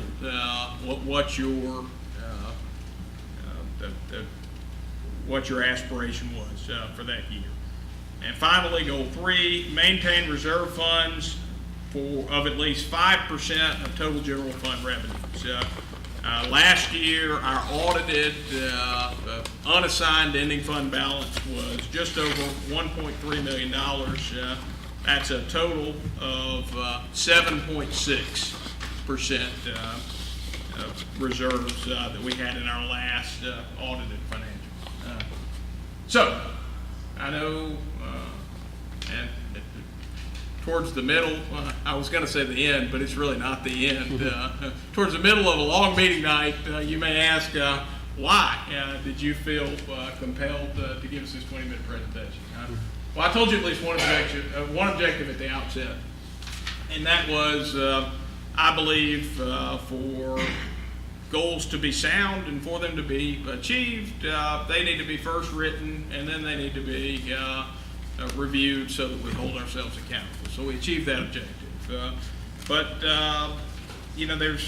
there's something more too. There's another reason I wanted to do this, and that is just to say thank you to all of y'all for first being willing to go through a process where we set these goals and being willing to stay the course on the goals. We have been on this journey for now approaching 3.5 years together. And I think it's fair to say that all 8 of us probably would not have picked the other 7 to go on this journey. But I think that's fair of pretty much any governing body in America. We definitely have different personalities and we have different philosophies, and those are from time to time combustible. We've even produced some heat tonight, and I'm sure we'll probably produce some more. But I think the most important thing is to set an agenda for progress and then be willing to give everything you got to doing what you say you'll do. And this is the agenda that we set at the outset of this term. For all of the ups and downs that we've had together, we have done what we said we would do. So I really, really appreciate it. I appreciate the service that each and every one of you has given, and I think there's something to be proud of. That's all. Thank you for that. All right. Move approval for the trial, Mr. Mayor. The Vice Mayor has made a motion to approve of Mayor Parker Wiseman attending the National League of Cities Summit in Pittsburgh, Pennsylvania, November 15th through 19th, 2016, requesting advance travel not to exceed $2,461.88 as presented. Alderman Perkins, is that your motion? Yes, sir, Mr. Mayor. Do I hear a second? Second. Motion has been seconded by Alderman Little. Alderman Perkins, you wish to speak on the matter? No, sir. Discussion. Any discussion? Any discussion? Any discussion? Saying none, all those in favor, please signify by saying aye. Aye. All those opposed, please signify by saying nay. Motion clearly passes. The next matter, 16-06, that was denied by board action on September 6th, 2016. Mr. Sanders will introduce the matter.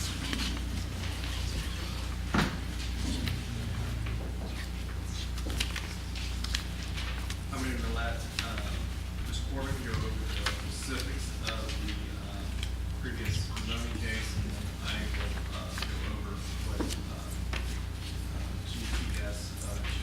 GST Capital Partners is proposing.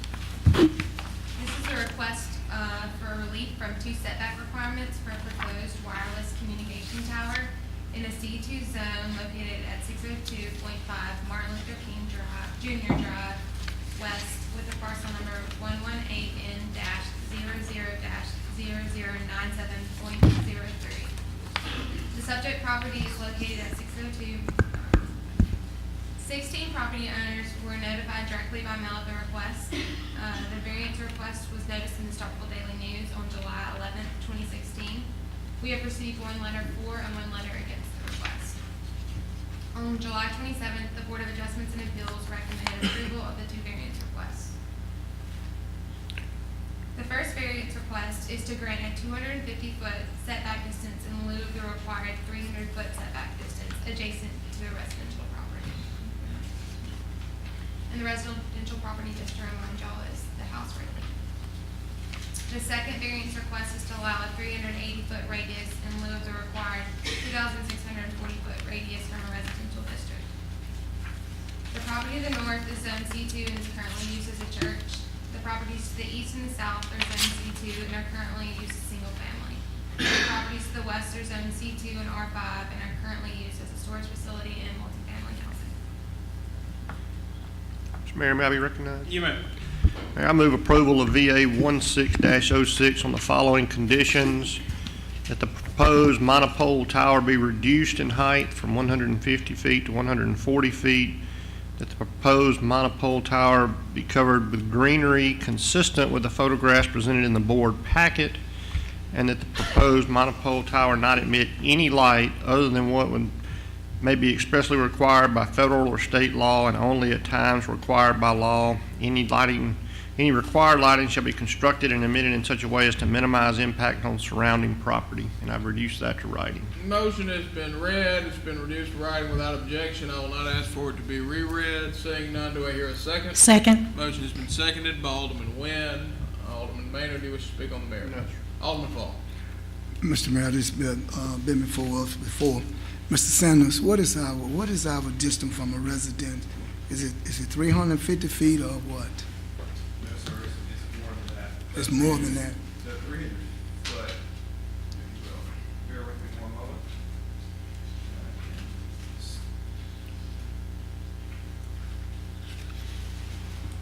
The state, the current radius from a residential district is 2,640 feet. Okay. What is your position with us? What is your position with the city of Starkville? Community Development Director. Human Development Director. Yes, sir. Okay. Why do you want to break the ordinance that we got? Our ordinance, you know our ordinance just as well as I do. Why would you want to break our ordinance? We make ordinances and we be the first one to break them. Just answer me, why would you want to break this ordinance? And even though you say you had one phone call for and one phone call against, but I have received numerous of phone calls against. But answer my question first. Why, you being the director, why would you want to bring this to us to break our own ordinance? Typically, for example, with a rezoning or conditional use, there would be a 6-month period before a applicant can refile for consideration. That is not the case with variance. The applicant stated that they seek legal action against the city and just asked for reconsideration. That's why it was filed for reconsideration. So it doesn't matter how the residents feel by you being the head. It doesn't matter to you how they feel. Well, would you want this sitting right behind your house without you following the guidelines of the law? I mean, this is just a law that we just said. This is our order that we established. So in other words, anybody that want to break the law, change ordinance, we supposed to just sit here and just allow it to happen every time somebody get ready to do that. Same thing with Walmart. I guess this is what we're supposed to do. It's not an easy position to be sitting as an alderman making these hard decisions. I agree with that. And it's not a decision that I can make or against. However, the Board of Justice and Appeals felt that the request was reasonable and made a recommendation. Not considering how the residents feel, you gonna go along with Board of Justice appeal decision, no matter how the public feel about it, and how the residents feel about it, you just gonna take their decision and bring this back to the board again. One board meet away, then you brought it back to us again. Yes, sir. I brought it back for reconsideration at the request of the applicant to consider for reconsideration, and that there is no window of consideration for reapplication. What's the difference, why we can't just follow the ordinance instead of cutting this distance? Tell me why we can't follow the ordinance. What distance does this make? What difference? What distance, the distance that you want to cut this to, what's the distance? Why the distance so important? It is the applicant's position that they cannot find any property in a certain area that they could meet the distance requirement. That is why they sought a variance from the Board of Justice. I yield the floor, Mr. Mayor. Further discussion. Alderman Walker. Along those same lines, Mr. Sanders, you said our ordinance is 2,600 something feet from a residential area? 2,640 feet. So we're talking half a mile. Last time when this matter was before us, I asked, is it because, are we constantly having to break this ordinance because our ordinance is unreasonable? Or is it what the applicant is asking us for is unreasonable? I asked if we knew what the sort of the standards were from across different municipalities. Do we have an answer for that? I do not. a little bit later on the agenda, we're going to be likely sending you to the small town conference. I had a chance to look at that because I was quite frankly not sure why we would send you down to that. And one of the categories sessions on there is cell towers, small and large. How do they come to your town? I think if we're going to keep addressing this issue, and especially when you know it's coming back and you're not prepared to have that answer, maybe if we're going to send you to that session that you can come back and have that answer. And if our ordinance needs to be adjusted, then we adjust it. Because it comes down to having a rule, and if the rule's bad, change the rule. If the rule is right, then I agree with Alderman Vaughn. Then we don't need to keep abandoning our rules just to abandon them. There has to be good, rational reasoning for doing this. I believe there might be. I don't know the answer to this. I think a cell tower located 2,600 feet from a residential area, half a mile, seems pretty big to me, but it's not my area of expertise. We are relying on you all to help us make that decision because we know what the applicant's position is going to be. It's going to be, sure, it's fine, let's put it wherever. But we're asking you in community development, when we know we potentially have an issue, go find the solution so we can make good, informed decisions. With that, I yield the floor. Further discussion? Any further discussion? Any further discussion? Any further discussion? Saying none. All those in favor of Alderman Maynard's motion, please signify by raising your hand. All those opposed, please signify by raising your hand. By a vote of 4 in favor with 3 against, the motion passes. The next matter, I had Carver, Perkins, and Vaughn again. Wynn, Little, Walker, and Maynard were 4. The next matter on the agenda is the discussion and consideration of approval of the request FP 1606 for final plat approval. Motion has been made by Alderman Carver. Yes, sir. To approve of the request FP 1606 for final plat approval for 3-lot subdivision on the northeast corner of the intersection of Lynn Lane and Louisville Street with the parent parcel number 102J-00-114.00 as presented. Alderman Carver, such a motion? Yes. Do I hear a second? Second. Motion has been seconded by Alderman Wynn. Alderman Carver, do you wish to speak on the merits? No, sir. Any discussion? Any discussion? Any discussion? Seeing none, all those in favor, please signify by saying aye. Aye. All those opposed, please signify by saying nay. Motion clearly passes. The next matter on the agenda. Did I hear a motion? Motion has been made by Alderman Carver to approve of accepting the Schneider Historic Preservation LLC proposal for the Octave Hall Gardens National Historic District as presented. Alderman Carver, is that your motion? Yes, sir. Do I hear a second? Second. Motion has been seconded by Alderman Wynn. Alderman Carver, do you wish to speak on the merits? No, sir. Any discussion? Any discussion? Any discussion? Seeing none, all those in favor, please signify by saying aye. Aye. All those opposed, please signify by saying nay. Motion clearly passes. We need to participate a little more. The next matter on the motion has been made by Alderman Carver to authorize Community Development Director Buddy Sanders to attend the Mississippi Municipal League 2016 Small Town Conference in Natchez, Mississippi, October 11th through 13th, 2016 for educational attainment, requesting advanced travel not to exceed $486.64 as presented. Alderman Carver, is that your motion? Yes, sir. Do I hear a second? Second. Motion has been seconded by Alderman Wynn. Alderman Carver, do you wish to speak on the merits? No, sir. Any discussion? Any discussion? Any discussion? Seeing none. All those in favor, please signify by saying aye. Aye. All those opposed, please signify by saying nay. Motion clearly passes. Now, at this point, either I need to take us into a recess or I need to pass again. Any preference? Take us into All right, recess. without objection, we'll go into a brief recess. Any objection? Seeing none, we'll take a brief recess.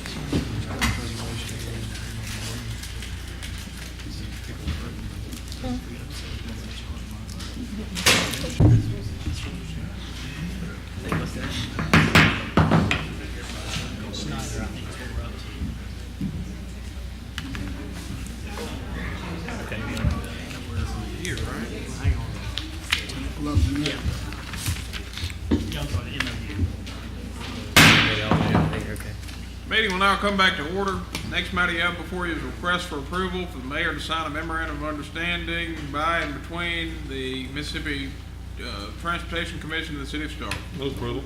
Motion has been made by Alderman Little to approve of the mayor signing the memorandum of understanding made by and between the Mississippi Transportation Committee and the City of Starkville for developing plans for the installation of a concrete median and signal improvements on Mississippi Highway 12 from near Mississippi Highway 25 to near Blackjack Road in Oktibbeha County under project number STP-00-18-03 021 as presented. Alderman Little, is that your motion? Yes, sir. Do I hear a second? Second. Motion has been seconded by Alderman Nguyen. Alderman Little, do you wish to speak on the matter? No, sir. Let me just summarize this so everybody will know what's happening here, because this one is rather important. So MDOT is putting in medians on Highway 12, as I'm sure everybody is aware. They are going to fill those medians with mulch. Then it is going to be our responsibility to landscape and maintain those medians.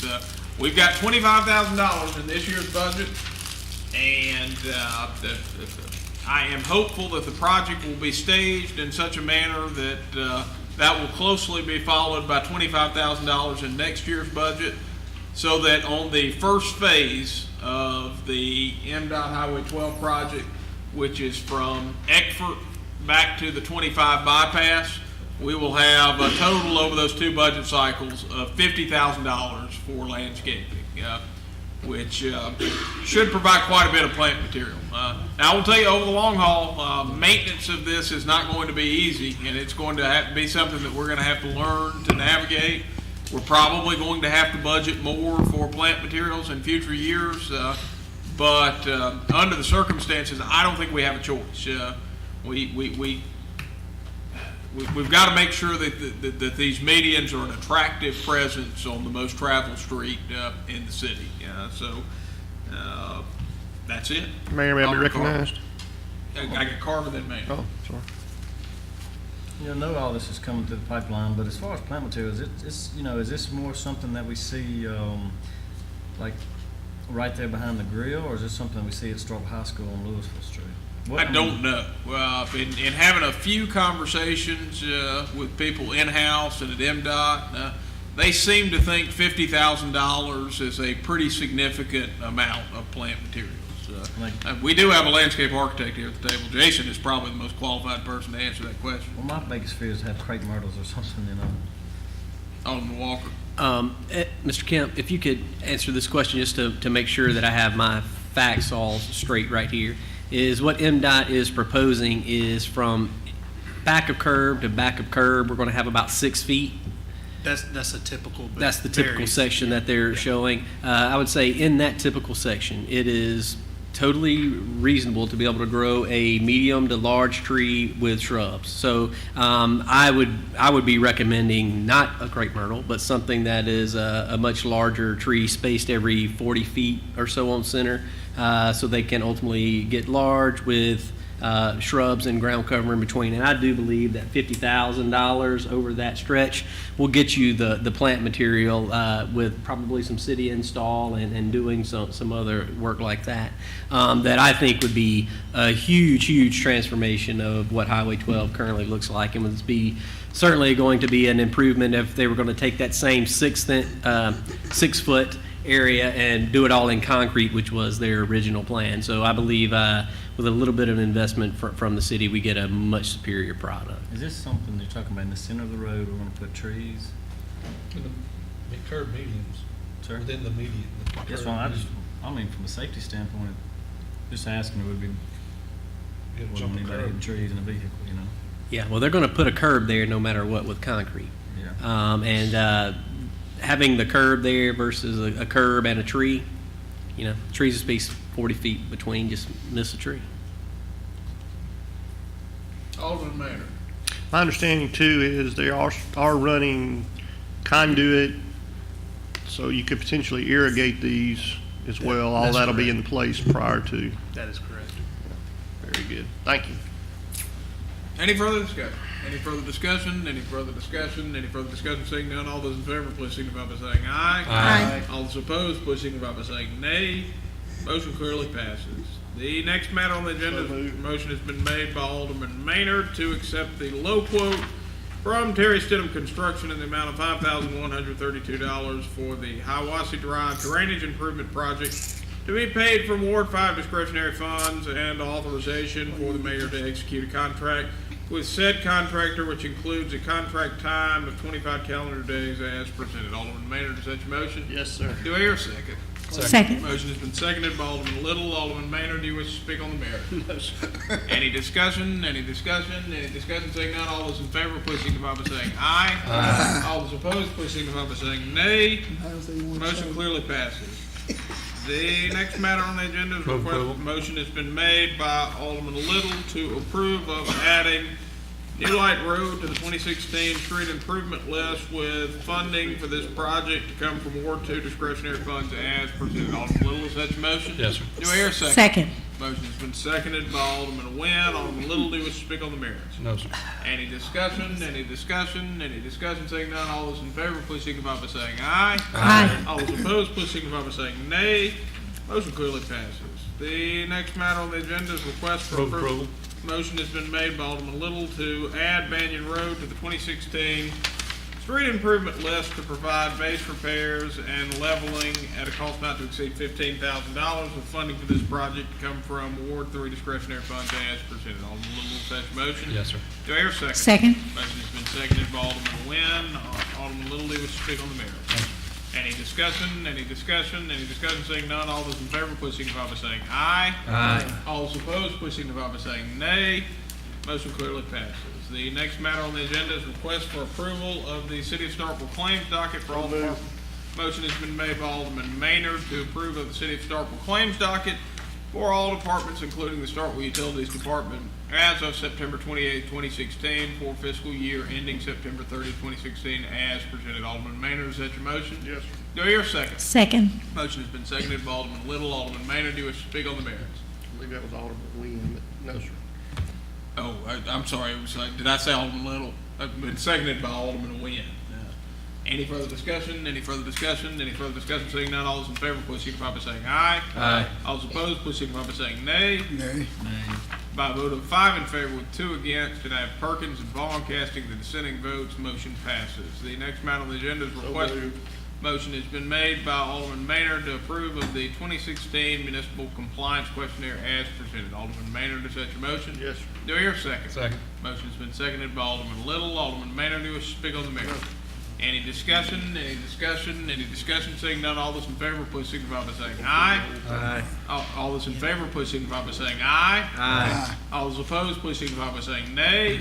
Motion clearly passes. The next matter on the agenda, motion has been made by Alderman Maynard to approve of budget amendments to FY16 as presented. Alderman Maynard, is that your motion? Yes, sir. Do I hear a second? Second. Motion has been seconded by Alderman Nguyen. Alderman Maynard, do you wish to speak on the merits? No, sir.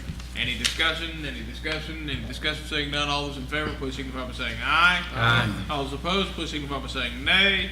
Motion clearly passes. The next matter on the agenda is a request for approval to purchase firefighter air packs from Sunbelt at a cost of $34,966. Move approval. Motion has been made by Alderman Little to approve of the purchase of firefighter air packs from Sunbelt at a cost of $34,966.04 as presented. Alderman Little, is that your motion? Yes, sir. Do I hear a second? Second. Motion has been seconded by Alderman Maynard. Alderman Little, do you wish to speak on the merits? No, sir. As city attorney is asked to be recognized. Chief Yarborough, I don't see anything that designates this as the low quote or a single source or a state contract item. Was this bid out? It's state contract. It's state contract? Yes, sir. Okay. No, he didn't give me the information, but it is state contract. Okay, thank you. Any further discussion? Any further discussion? Any further discussion? Seeing none, all those in favor, please signify by saying aye. Aye. All those opposed, please signify by saying nay. Motion clearly passes. Next matter on the agenda is a request for permission to allow. So moved. Motion has been made by Alderman Carver to allow the SFD Truck Committee, Chief Charles Yarborough, Lieutenant Jerome Clark, Lieutenant Wayne Davis, Lieutenant Jonathan Wade, Sergeant Chance Cummings, Sergeant Brian Clark to travel to Ocala, Florida to perform final inspections on our 2 incoming fire apparatus, October 26th, 27th, and 28th, with no cost to the city as presented. Alderman Carver, is that your motion? Yes, sir. Alderman Carver, is that your motion? Yes, sir. Do I hear a second? Second. Motion has been seconded by Alderman Nguyen. Alderman Carver, do you wish to speak on the merits? No, sir. Any discussion? Any discussion? Any discussion? I just have a question, Chief. When is the final delivery date for these 2 fire apparatus? First week in November. Thank you, sir. Any further discussion? Any further discussion? Any further discussion? Seeing none, all those in favor, please signify by saying aye. Aye. All those opposed, please signify by saying nay. Motion clearly passes. The next matter on the agenda is request for approval to hire David Sean Johnston. So moved. Motion has been made by Alderman Maynard to hire David Sean Johnston as superintendent in the Starkville Utilities Department at grade 14, subject to a 1-year probationary period as presented. Alderman Maynard, is that your motion? Yes, sir. Do I hear a second? Second. Motion has been seconded by Alderman Little. Alderman Maynard, do you wish to speak on the merits? No, sir. Any discussion? Any discussion? Any discussion? Seeing none, all those in favor, please signify by saying aye. Aye. All those opposed, please signify by saying nay. Motion clearly passes. Next matter on the agenda is request for approval to hire Savannah Hollis. So moved. Motion has been made by Alderman Maynard to hire Savannah Hollis as payroll collection clerk in the Starkville Utilities Department at grade 7, subject to a 1-year probationary period as presented. Alderman Maynard, is that your motion? Yes, sir. Do I hear a second? Second. Motion has been seconded by Alderman Nguyen. Alderman Maynard, do you wish to speak on the merits? No, sir. Any discussion? Any discussion? Any discussion? Seeing none, all those in favor, please signify by saying aye. Aye. All those opposed, please signify by saying nay. Motion clearly passes. Next matter on the agenda is. So moved. Motion has been made by, was it Little or Carver? Motion has been made by Alderman Carver to authorize the advertisement to fill the vacant position of wastewater operator level 4 in the wastewater division of the Starkville Utilities Department as presented. Alderman Carver, is that your motion? Yes, sir. Do I hear a second? Second. Motion has been seconded by Alderman Nguyen. Alderman Carver, do you wish to speak on the merits? No, sir. Any discussion? Any discussion? Alderman Vaughn. Mr. Kemp, I ask you a question. Will this job or progressive plan, will any of these guys be eligible for this? Any of these 2 jobs that are coming up? With the job progressive plan, will these employees coming up, will they be eligible for any one of these jobs? With your progressive plan? Yeah. Yes, sir. Basic setup right now, we've got 2, 3, or 4 openings. We've got one progression, right up to the chief wastewater operator. Any further discussion? Any further discussion? Any further discussion? Seeing none, all those in favor, please signify by saying aye. Aye. All those opposed, please signify by saying nay. Motion clearly passes. Next matter on the agenda is a discussion and consideration of the job. Motion has been made by Alderman. Oh, wait, I'm sorry. Wait, which one are we on? The job description for the position of Director of Maintenance Operations. Mr. Mayor, I withdraw my motion. All right. Might be Alderman recognized for Walker. that. I think I would look forward to having discussion on this, but I think I would like to table this. I've made a number of comments that I think are maybe, pretty different than what's on there, that I would like maybe an opportunity to share that out and send it out with interim human resources to see if we can't maybe change some language so we don't have to do that at the table. Motion has been made to table the job description for Director of Maintenance Operations. Alderman Walker, is that your motion? Yes, sir. Do I hear a second? Second. Motion has been seconded by Alderman Nguyen. All those in favor, please signify by raising your hand. All those opposed? Alderman Vaughn, are you for or against? For. All right, it's unanimous. Motion passes. The next matter on the agenda is the discussion and consideration to enter into an agreement with MSU Bulldog Sports Properties LLC for Law Enforcement Appreciation Day on November 19, 2016. Discussion. Mr. Mayor, may I be recognized? You may. Chief, I've been getting some calls about this one. It looks like we're spending a lot of money we could be spending on desks and chairs and other things. No, sir. That money we are using our C's fund. So as parameters we can spend that on. Tell me again where it's coming from? It's coming out of our C's fund, drug C's fund. Yeah. Yes, sir. I'm still a little reluctant. I understand. Based on, I guess, appearance. I yield the floor, Mayor. Discussion. Move approval. Motion has been made by Alderman Nguyen to approve of entering into an agreement with MSU Bulldog Sports Properties LLC for Law Enforcement Appreciation Day, November 19th, 2016. Alderman Nguyen, is that your motion? It is. Do I hear a second? Do I hear a second? Second. Motion has been seconded by Alderman Walker. Alderman Nguyen, do you wish to speak on the matter? I do not. Discussion. Any further discussion? Any further discussion? Any further Alderman Little. Chief, what prompted this? Did they come to you and solicit, try to, No, sir, they didn't. give us a little background on it? Okay, this is, we were gonna do a Law Enforcement Appreciation Day anyway because they did it at Southern, Mississippi. And I started asking questions about it, okay? Because some of the board members have come to me asking me questions about Law Enforcement Appreciation Day. So initially started off with me and doing something at the football game, okay? So I met Hans, who runs this program, and I got to talking about this thing long term, and I told him we weren't going to do this thing long term. You know, we didn't have the money to do it long term. So I was able to find money in our budget to do it for this one day, and it's going to be a series of things we're going to do. It's not just one project, you know. So I believe in making sure that, you know, the police department is seen in a positive light, you know, especially with the university being here. This is our city.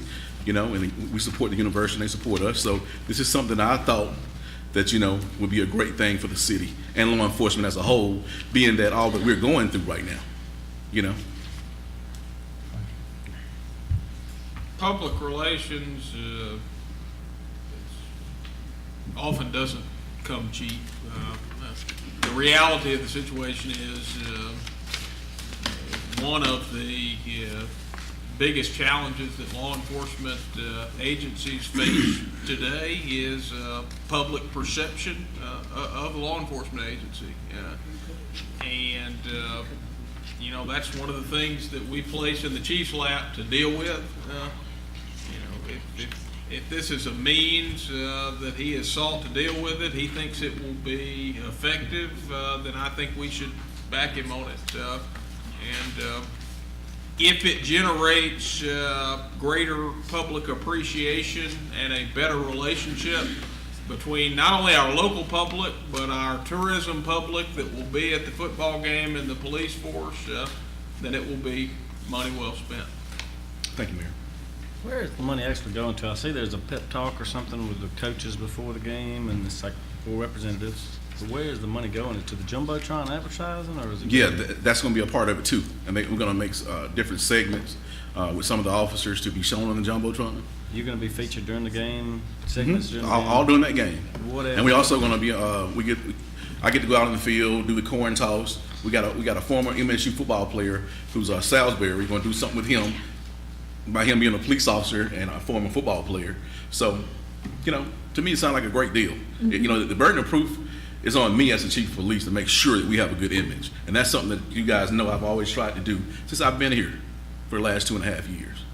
I was just wondering exactly where the 15,000 is going, because I understand advertising is expensive and things like that. But this point with renovation, the talks I've been having is if this is money we could use for renovation costs, if this gets you an update on furniture, if this gets you money that, you know, you can use anything. I mean, you're going through a renovation process right now, so that's what I'm saying. If you think this is the best investment of this 15,000, or should it be used on something that's long term? I do, being that we've already got money set aside for renovations. That's already money in the budget over there. And again, this is drug seized money. This is drug seized money. This money's not even generated. Money taken from criminals. Right.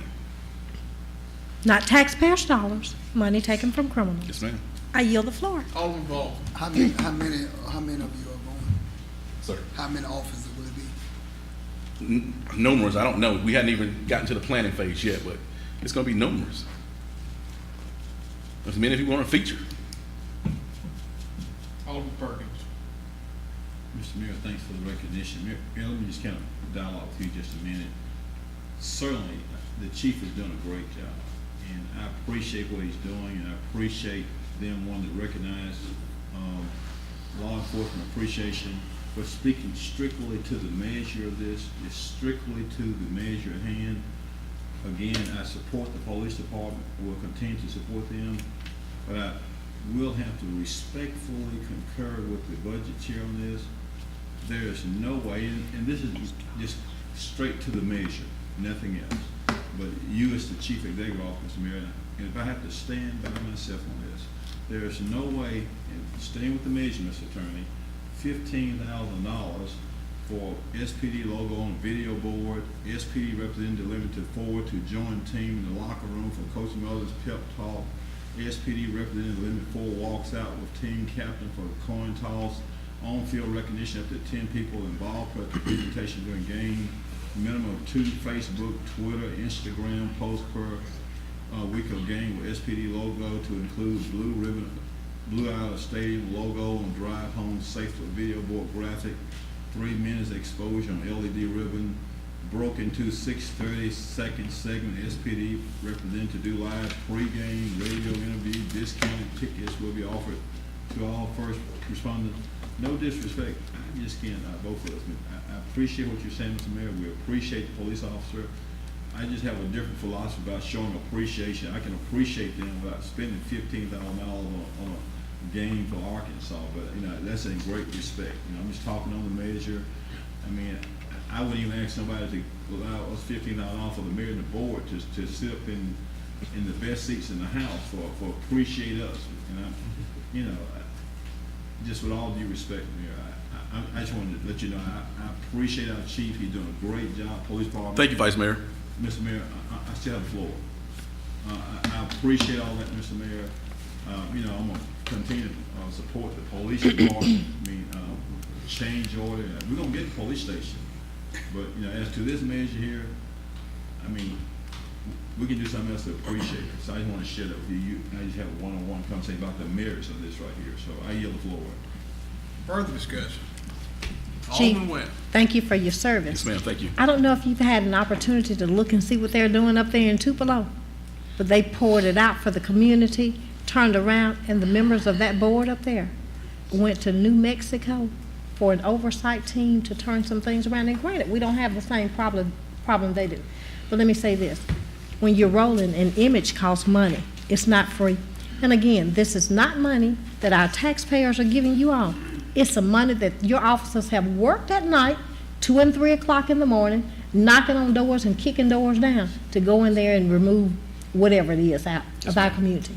So that's the reason I'm supportive of this. This is not taxpayers' money. Thank you. Alderman Little.